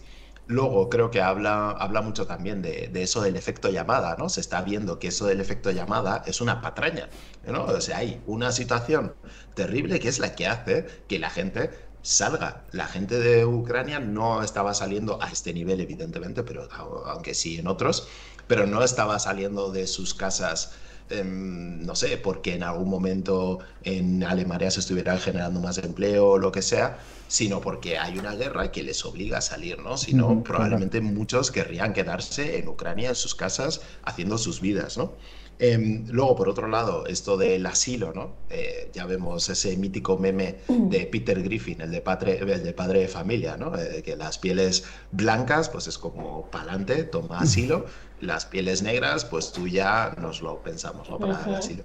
Y luego, por último, ¿no?, que al final hay muchas fronteras, ¿no? Siempre se habla de las fronteras físicas, pero también otro tipo de fronteras. Y lo que está claro es que las fronteras raciales, ¿no?, y especialmente hacia las personas negras, las tenemos todas, ¿no? O sea, no digo que no existan fronteras, ¿no?, para, pues, población ucraniana o de otros lugares, personas que también son blancas, pero sí que es verdad que quienes tenemos todas las fronteras, pues son las personas negras. Entonces, bueno, yo con eso del efecto llamada yo siempre lo he pensado, ¿no? Es como, si nadie sabe las leyes de extranjería de cada país, como, o sea, está claro que cuando tú sales por un tema de situación humanitaria de la que quieres huir, obviamente nadie va a hacer un estudio comparativo de ciencia política sobre qué leyes más chungas o menos chungas hay en un sitio, ¿no? Nosotros queríamos preguntarte, ahora que quedan 3 minutillos así para acabar, que tienes sobre el libro que escribiste hace un tiempín ya, ¿no? Salió la primera edición casi hace unos meses. Yo el otro día en la biblioteca de aquí del Raval lo vi ahí, estaban en uno de los mostradores, así como para que la gente lo viera al entrar. Que nos cuentes un poco el libro, que pues, nos lo expliques un poco de qué va y eso. Sí, ¿qué puede esperar alguien que lo lea? Exacto. A ver. Bueno, yo lo que espero, ¿no?, que la gente que lo lea, espero que por un lado encuentren unas historias con las que poder identificarse. Creo que las historias de las personas racializadas, especialmente las que tienen que ver con el racismo, y especialmente desde un punto de vista que no sea desde el de la pena, ¿no?, en el que siempre nos han colocado, creo que son útiles, ¿no? Evidentemente hay historias que cuento que evidentemente que son discriminaciones y por lo tanto espero empatía, pero el último bloque, ¿no?, del libro, después de contar todas mis experiencias y añadir mucha información de ensayos, datos y todo esto para rodearlo en un contexto estructural y que no se vea como el relato de una persona que ha tenido mucha mala suerte en su vida, creo que al final lo que alguien puede esperar es un libro con el que activarse, ¿no? Por el que, por un lado, conocer lo que está sucediendo sobre el racismo en España, hacerse una idea general, y segundo, poder decir, vale, esto no me tiene que servir para que yo me lleve esto, ¿no?, a una especie de vitrina, ¿no?, de historias sobre las que llorar, sino que sea una forma de decir, bueno, esto me da rabia, me genera esto, me mueve una serie de cosas. ¿Qué puedo hacer para transformar, ¿no?, la sociedad? Y yo creo que para mí ese es mi gran objetivo, ¿no?, hacer que el antirracismo sea una perspectiva dominante en todos los niveles de nuestra sociedad y que sea una forma de enfocar nuestras relaciones y una forma de enfocar nuestras acciones, ¿no? Que eso es, yo creo que al final lo que necesitamos. Hablar menos y hacer más, que era un poco lo que decías, ¿no? Que la izquierda a veces habla demasiado, pero hace poco. Así que eso. Efectivamente, a dejar de charrar y a ponerse a currar. Exacto. Pues muy bien. Hemos estado muy a gusto. Hemos disfrutado mucho la media horita que teníamos. Pero ahora ya te tenemos que despedir porque, bueno, ahora vienen más cosas, entonces hay que darle paso a todo. Pero gracias, Moja. Mil gracias por por atender la invitación. La Futura es tu casa, y además si te gustan nuestras cosas que hacemos y todo. Esto es un espacio de todas. Así que por aquí, bienvenida cuando quieras. Y nada, muchísima fuerza en todo lo que estás haciendo desde muchos lugares. Y esperamos tenerte por aquí pronto. Un abrazo fuerte. Muy bien. Ojalá que siga un abrazo. Chao, chao. Gracias. Pero no acabamos ahora, ¿no? No, porque aquí no acabamos nunca. No acabamos nunca, que el ritmo no pare. Entonces ahora nos viene la tertulia, el espacio de tertulia, que estará con Carla Galeote, Berta Pallarés y Marc Dalmau. Ay, hay una cosa que yo quería Dalmau, decir perdón. antes.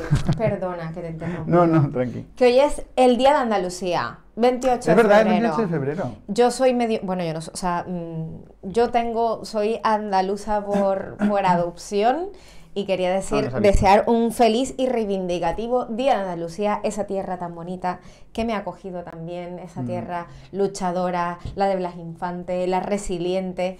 Así que nada, feliz Día de Andalucía a toda la gente que nos ve de la Futura, que ojalá nos vean por Andalucía.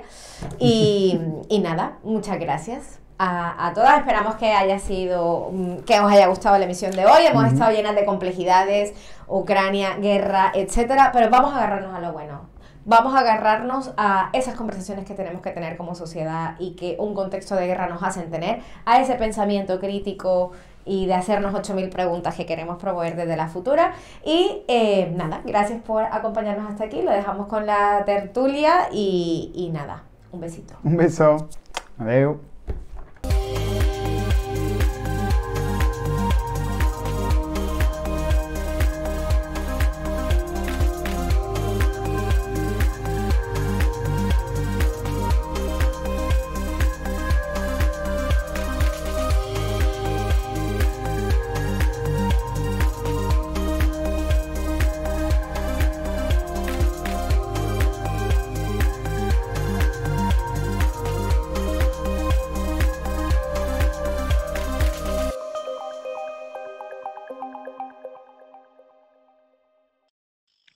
Buenos días, estamos aquí un lunes más en la tertulia. Ya tenemos a Marc Dalmau, que es ya de los de siempre, y tenemos aquí a una gran invitada que nos hace muchísima ilusión porque hemos compartido espacio de militancia juvenil, que es con Berta. Bienvenida, que espero que sea la primera vez, pero no la última, porque nos hace muchísima ilusión. Y hoy tenemos un programa así muy candente, que bueno, vamos a empezar a hablar de un tema que creo que por una parte se puede celebrar, pero la otra creo que también generará bueno, pues alguna denuncia y reivindicación. Lo vamos a comentar, y es que Bruselas ha decidido activar la norma de acogida de refugiados de forma ilimitada después del conflicto armado que está sucediendo entre Rusia y Ucrania. Por lo tanto, a partir de ahora la Unión Europea podrá acoger a todas las personas refugiadas y exiliadas de esos dos territorios.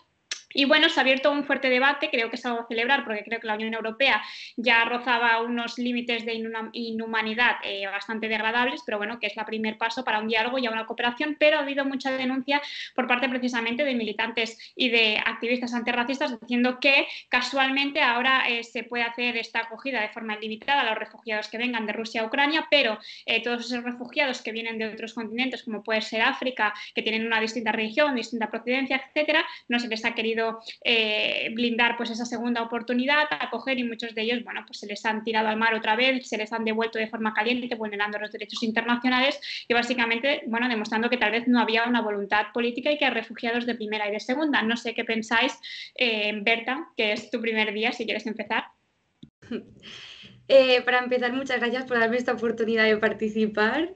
Y bueno, creo que lo que está sucediendo en Ucrania es un ejemplo de movilización de las organizaciones internacionales y cuál es su papel en el sistema internacional.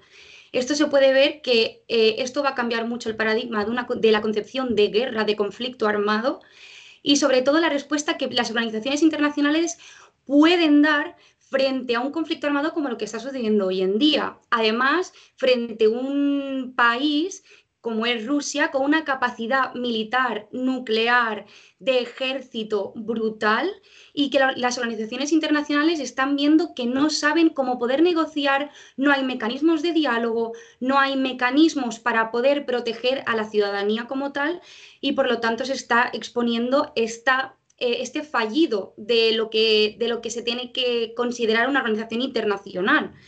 Además, hay que tener en cuenta el papel de la protección civil. Quiero decir, las organizaciones internacionales, como ha sido la Unión Europea, lo que está explicando es que su política principal es dar dinero para armas, para que la gente civil se arme.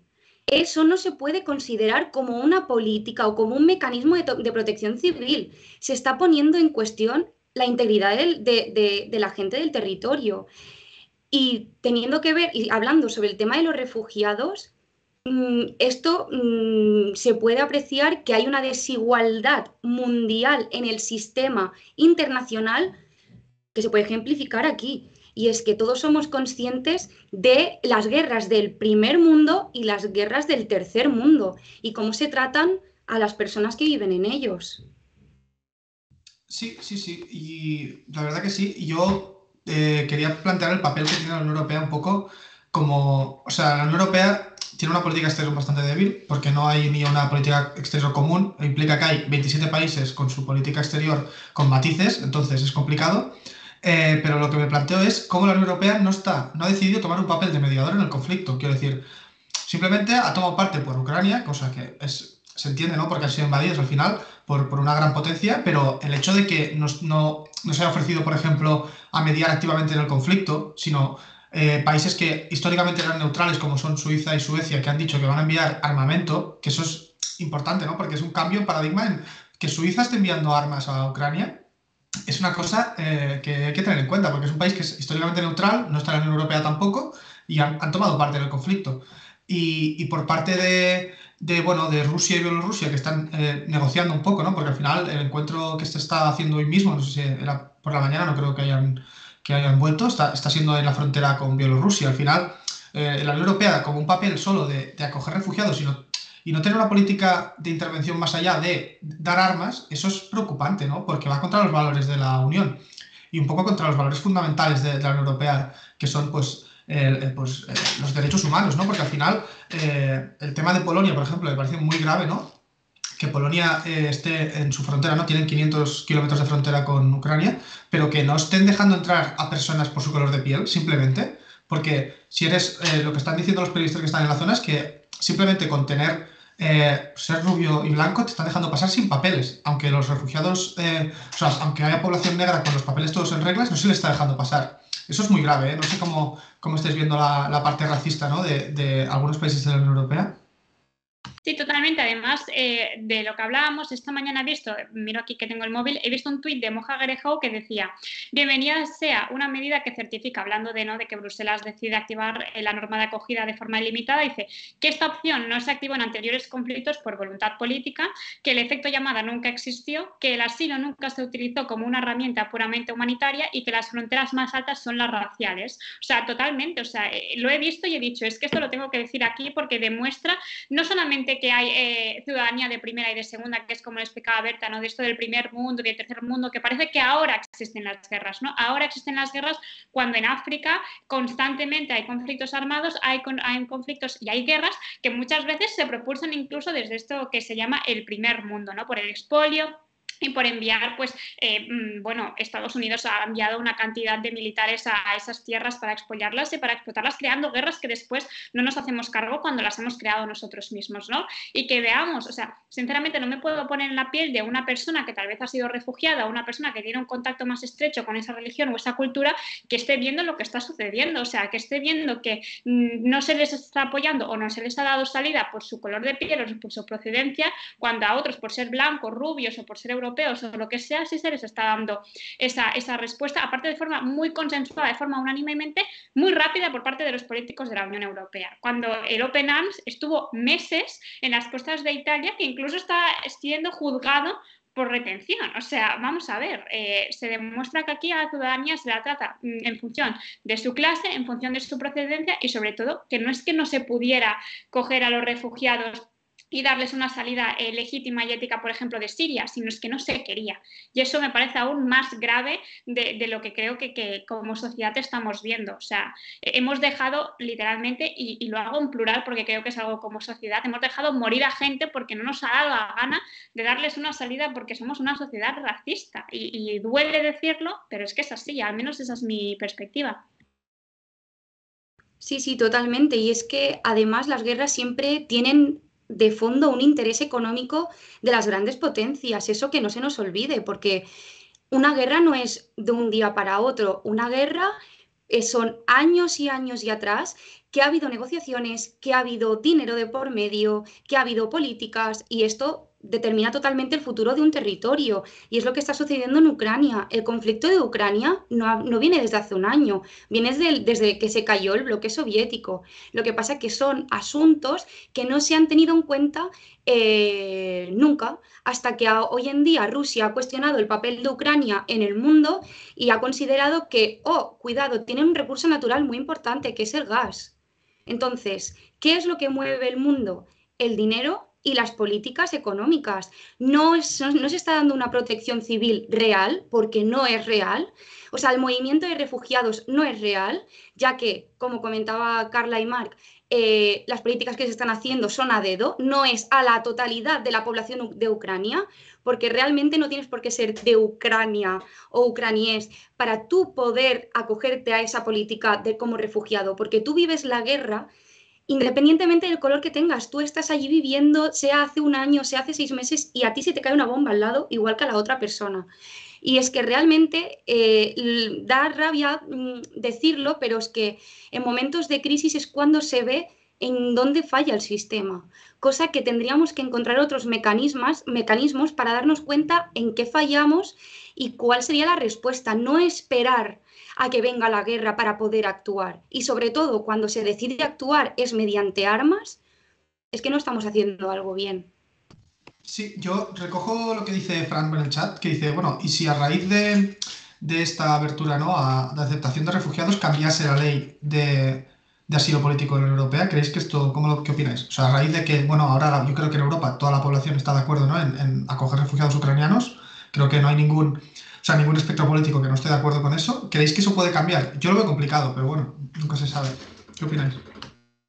Yo creo que eso va a ser imposible simplemente porque el sujeto activo ya no pasarán a ser personas blancas de bla, bla, bla, sino que van a poder ser cualquier persona. Y cuando estamos hablando de diversidad de culturas, hay un racismo, que es lo que decía Moja, que la mayor frontera que tenemos a nivel mundial es el racismo que tenemos, ¿no? Entonces, yo dudo sinceramente que se haga un cambio en la ley de asilo, que ojalá se hiciera, porque es una demanda de colectivos durante muchísimos años, pero que no se va a hacer. Y en el caso de que se hiciera, es que, fíjate lo que os voy a decir, o sea, creo que incluso especificarían muy bien qué tipo de refugiado puede entrar o poder tener un asilo, porque es que me espero lo peor, sinceramente. Y no sé, vuelvo a repetir que es que me parece, o sea, que a mí me indigne, que es una persona que a nivel social estoy muy alejada de esa situación personal, o sea, que a mí me indigne, no me quiero imaginar cómo lo deben de estar viendo las personas que han sufrido el racismo en sus propias carnes durante toda la vida y que lo estamos propagando, ¿no? Y demostrando una vez más que la Unión Europea tiene unas políticas que o se hacen minar o es que el bloque del auge de la extrema derecha va a seguir creciendo porque le están alimentando en vez de hacer políticas progresistas independientemente del color, de la raza, de la procedencia o de quien sea, pero sinceramente celebro evidentemente que se estén haciendo esto del asilo indefinido y de la recogida, ¿no?, de refugiados, porque creo que es lo que se debería hacer, pero que estemos celebrando algo que debería ser la norma, pero desgraciadamente actualmente es la excepción, pues a mí me parece muy preocupante. Bueno, sobre todo, yo sí que estoy de acuerdo en el hecho de vamos a sentarnos. Ya me parece brutal que se vayan a sentar en una mesa unas cuantas personas a negociar y a ver cómo redactar una ley para proteger a todo el mundo. O sea, me parece sorprendente que estemos en este nivel, pero a la vez comparto lo que dice Carla. Va a ser una ley con regla muy determinada, con un perfil social muy determinado, con un perfil económico muy determinado, que al final, si no es una ley realista, no va a poder proteger a la ciudadanía como debería ser. Pero la vía en la que, o sea, el hecho de que ya estemos pensando en vamos a negociar una regulación de refugiados ya me parece sorprendente. Quiero decir, es una regulación que tendría que haber existido desde el nacimiento de las organizaciones internacionales y desde que se plantea la vida como un sistema internacional globalizado. Quiero decir, no podemos tener regulaciones y leyes súper acotadas cuando vivimos en un mundo globalizado, continuo, que nos vamos adaptando, que todo lo que afecta a kilómetros de nosotros nos afecta en nuestro día a día, porque está sucediendo, por ejemplo, con el precio del combustible, con el precio del gas, y eso se va a notar a corto plazo, lo vamos a notar. ¿Cómo puede ser que no tengamos leyes globales, leyes que sean reales, que se adapten a nuestro día a día? Y esto es lo que está sucediendo con los refugiados. ¿Cómo puede ser, con todas las cantidades de guerras que suceden en el continente africano, en un montón de sitios, nos sentemos ahora a hacer una regulación de refugiados, cuando ya existen refugiados desde hace muchísimos años? O sea, quiero decir, el bloque occidental básicamente se regula y se mueve cuando tiene el conflicto a su lado y no cuando... Es que no tenemos capacidad de empatizar y creo que tenemos que trabajar desde la empatía. Es algo muy importante trabajar desde la empatía y ver cómo se puede sentir la otra persona. Sí, yo solo por dar dos datos, por ejemplo Polonia, ¿no? En el reparto de refugiados sirios, ¿no? Que se pactó que se iban a repartir por todos los países europeos 160.000 refugiados. 160.000, ahora mismo se calcula que han cruzado la frontera con Polonia de 200.000 ya. O sea, para poner un poco la situación, solo se acogieron 30.000. Y Polonia y Hungría, que son dos países que ahora parece que están aceptando refugiados, pero yo quiero remarcar ese papel como de que no queden como los buenos de la película Hungría y Polonia, porque están haciendo políticas de refugiados racistas. Porque son gobiernos de extrema derecha, sobre todo el húngaro, que del porcentaje que le tocaba de reparto, que debía ser muy poco, porque teniendo en cuenta que España solo eran 17.000 personas, en Hungría y Polonia deben ser menos, 0%. Ningún refugiado sirio llegó a Hungría o a Polonia. Y ahora mismo Polonia dice que puede en 2 semanas tener 1 millón de capacidad de refugiados de Ucrania. Quiero decir, estos papeles racistas de los gobiernos europeos no se pueden permitir desde la Unión Europea. Y la verdad que se les está dando pues margen a hacerlo y bueno, ver que en la frontera de Polonia hay policías polacos ya, no ucranianos, polacos, no dejando entrar a la gente por su color de piel, eso es muy grave para la Unión Europea. Y yo creo que aquí esto es parte del conflicto y hay que poner los puntos sobre las sillas a estos países, porque ya hemos tenido problemas con el reparto de fondos europeos porque no cumplían los derechos humanos sobre ciertos sectores y ahora están haciendo lo mismo. Entonces, yo creo que la Unión Europea tiene que ser un poco más dura con estos países. Pero bueno, como no hay acuerdos comunes, vamos a ver cómo evoluciona.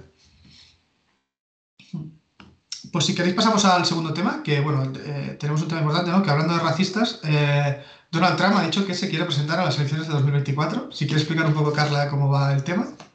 Iba a empezar igual, iba a decir, vamos a pasar de racista a otro racista, o sea, iba a empezar exactamente igual.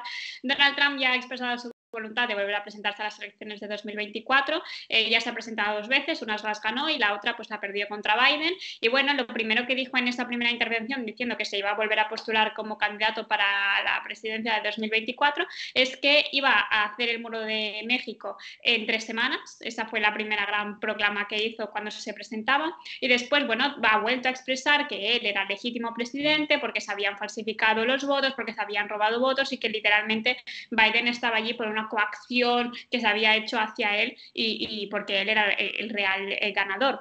Es evidente que Donald Trump cada vez está perdiendo más apoyos y yo creo que gran parte es de esos delirios que estamos viendo, que desgraciadamente también estamos muy acostumbrados a ver cosas similares aquí en España también por parte de la extrema derecha, y no sé qué pensáis, porque ciertamente no lo sé, esos discursos, y que lo primero que él vuelve a repetir es lo de volver a construir un muro entre México en tan solo 3 semanas, porque se basa literalmente en hacer proclamas fascistas de mentira y además demostrando la xenofobia y el racismo que tiene este movimiento de Donald Trump. No sé qué pensáis, si va a tener trascendencia, porque yo sinceramente creo que el cartucho de Donald Trump ya está terminado.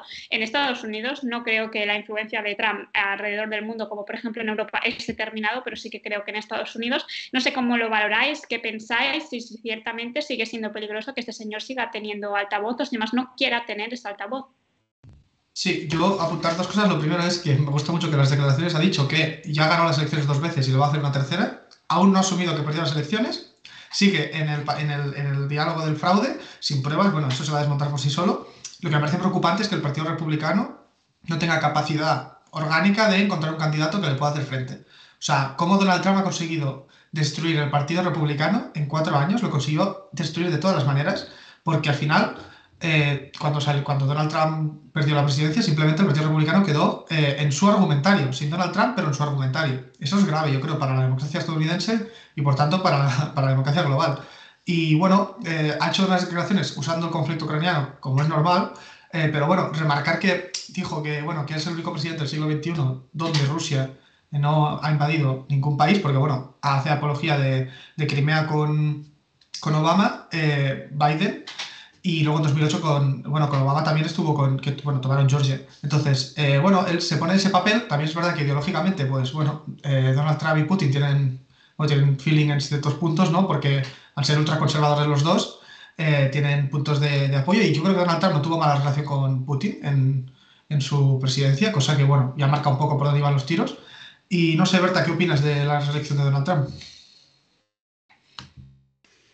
Pues mira, personalmente considero que en las últimas declaraciones que ha hecho se ha visto que si se presenta a las siguientes elecciones va a ser por una necesidad personal de orgullo, de querer demostrar el poder que tiene a nivel mundial y dejar claro cuál es el papel de Estados Unidos en el mundo. Quiero decir, para él, bueno, como comentabas tú, Marc, es que para él no, él ganó las elecciones. Quiero decirte que una persona dentro de un sistema democrático, que los datos electorales son claros, siga considerando aún eso, ya dice mucho de su tipo de política y de su tipo de oratoria. Tiene una oratoria muy imperialista, una oratoria muy...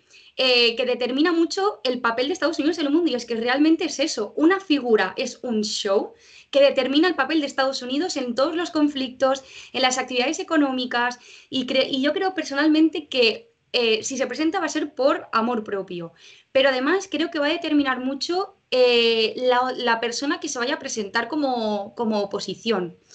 Hablaban que podía ser que Michelle Obama se presentara. Consideraban que si Michelle Obama se presentaba, que Michelle Obama conseguiría muchísimos votos y que a lo mejor acabaría con este orgullo que tiene Trump. A ver qué es lo que dice la oposición y a ver qué acaba haciendo, porque si no... A mí lo que me preocupa es que yo creo que si se presentan las primarias republicanas, Donald Trump yo creo que no tendría problema en ganarlas, que eso ya dice mucho, un poco de la mitad del país, quiero decir, porque tiene mucho apoyo. Yo creo que aún los datos, ¿no? De que había como, por ejemplo, con el tema de la vacunación, ¿no? Que se posicionó mucho la polarización sobre si eres demócrata o republicano a la hora de vacunarte. Había, pues yo creo que era de los demócratas, casi el 90% se vacunaba, y de los republicanos no llevaban el 50%. Quiero decir, la polarización es hasta ese punto. Y luego, que hay gente en Estados Unidos que cree que Donald Trump ganó las elecciones. Y no son pocos. O sea, este discurso caló, y hay gente que se lo cree. Porque los medios de comunicación en Estados Unidos están, bueno, pues los que están politizados hacia la derecha, pues tienen el discurso y son prácticamente altavoces mediáticos de la extrema derecha. Y eso es un problema. O sea, que Donald Trump tuvo la capacidad de romper la sociedad en 4 años. O sea, era una sociedad que estaba polarizada, pero él consiguió dividirla del todo. Y yo creo que eso es problemático. Sí, aparte es que volvemos a lo mismo. O sea, Donald Trump yo creo que tiene una influencia, o sea, yo creo sinceramente que los líderes de extrema derecha que hay por todo el mundo, ¿no? Por ejemplo, aquí en Europa, ven un claro espejismo en Donald Trump. O sea, Vox ha apoyado de forma abierta a Donald Trump e incluso dijo que se volviera a hacer la cuenta de los votos porque eso del voto robado, no sé cuántos, e incluso fue un discurso que incluso se pusieron aquí también encima de la mesa, lo pusieron encima de la mesa aquí cuando hubo elecciones aquí en España, diciendo que vigilásemos sobre todo el voto por correo porque se podía falsificar y tal, ¿no? O sea, creo sinceramente que esas cosas que a veces yo personalmente me río bastante porque me parece de ser muy ignorante, pero que vayan calando a nivel político y que haya personas sinceramente que piensen que un sistema democrático hace un fraude con los votos, cosa que es totalmente mentira, y se ha demostrado, como decía Berta, porque hay los datos en el que se muestra claramente que no hubo ningún fraude, pues creo que es ciertamente bastante preocupante y que seguimos teniendo esa corriente de extrema derecha que yo creo que ha venido para quedarse durante muchos años, y ante esto creo que se tiene que hacer una buena oposición en España a nivel progresista, y bueno, pues en Estados Unidos no existe la izquierda, por lo tanto, pues que intenten poner un candidato que pueda hacer bastante frente a lo que viene a ser Donald Trump. Yo personalmente pienso que a mí me gusta mucho Michelle Obama y a mí personalmente me gustaría mucho que fuera ella, pero bueno, a ver cómo lo hacen, porque creo que, por ejemplo, Biden no está a la altura de volver a combatir otra vez a Donald Trump, y que aquí en España o se empieza a hacer un frente encabezado personalmente yo creo por Yolanda Díaz, o también vamos a tener lo mismo que está pasando en Estados Unidos, lo vamos a tener aquí. No sé qué opináis. Yo, mira, personalmente considero que es muy complicado sustituir a Donald Trump. Quiero decirte, en las primarias las puede conseguir, o sea, las va a ganar otra vez si se presenta, porque es que no tiene rival. Quiero decir, el partido va a tener un trabajo muy fuerte detrás para conseguir una persona tan potente como él. O sea, es que la capacidad de Donald Trump no se ha medido, y es una figura que simplemente el hecho, su trayectoria personal y después profesional ha marcado mucho lo que hablábamos, las dinámicas de la política exterior, de aranceles, precios de los recursos naturales, es que todo. Entonces, yo creo que el Donald Trump se puede presentar tantas veces como quiera hasta que no se encuentra un rival tan fuerte como él. Pero bueno, como Estados Unidos siempre nos sorprende, la verdad es que a ver qué sucede. A ver qué sucede. Sí, yo creo que en el Partido Republicano, el establishment republicano del partido, ¿no? El que es el partido, eso sí que no es gente de Donald Trump, porque no le dio tiempo a cambiar, eso es gente que lleva muchísimos años. Yo creo que están deseando que le condenen de alguna manera para que no se pueda presentar a las primarias, porque si se presenta no pueden hacer nada. Las va a ganar y lo van a tener que apoyar. Ese es el problema que tiene el partido.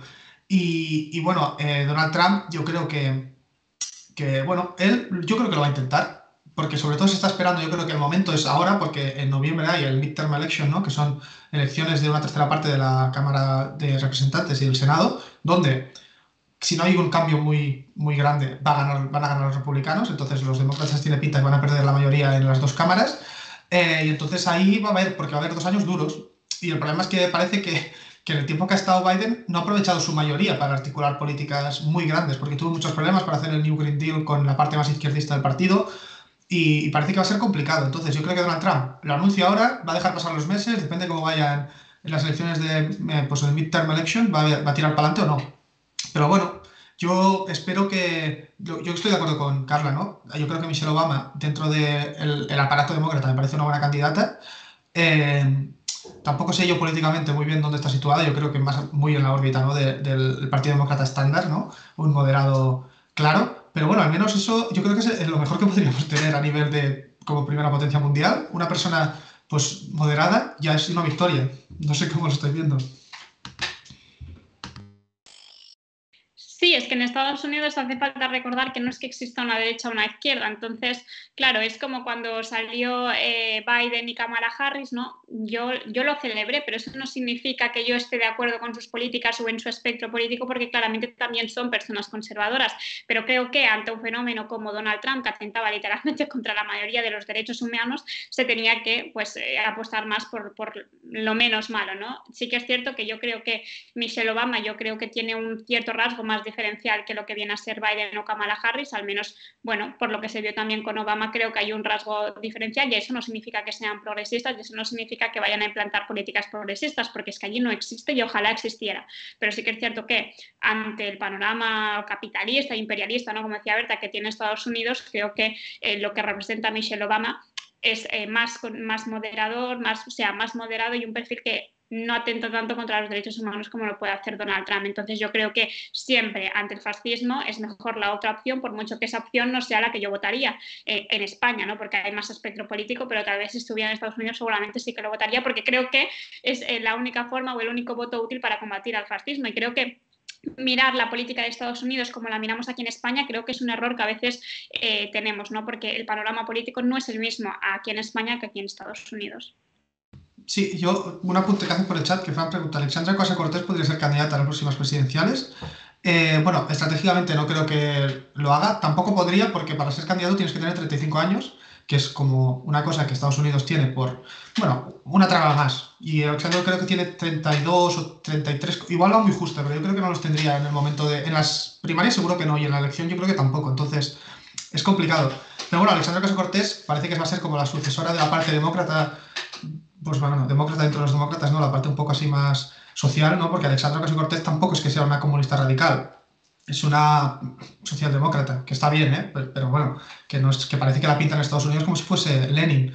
Y bueno, yo creo que va a ser la sucesora de Bernie, porque Bernie Sanders, bueno, yo creo que acabará este mandato como senador y yo creo que ya lo dejará. Entonces, bueno, yo creo que ese es el futuro, pero aún no. Yo estoy totalmente de acuerdo con lo que comentaba Carla, que es que uno de los errores que cometemos es analizar Estados Unidos como si fuera el sistema político español, cosa que no lo es, que es como de lo peor lo mejor, realmente es una política así, de lo peor lo mejor.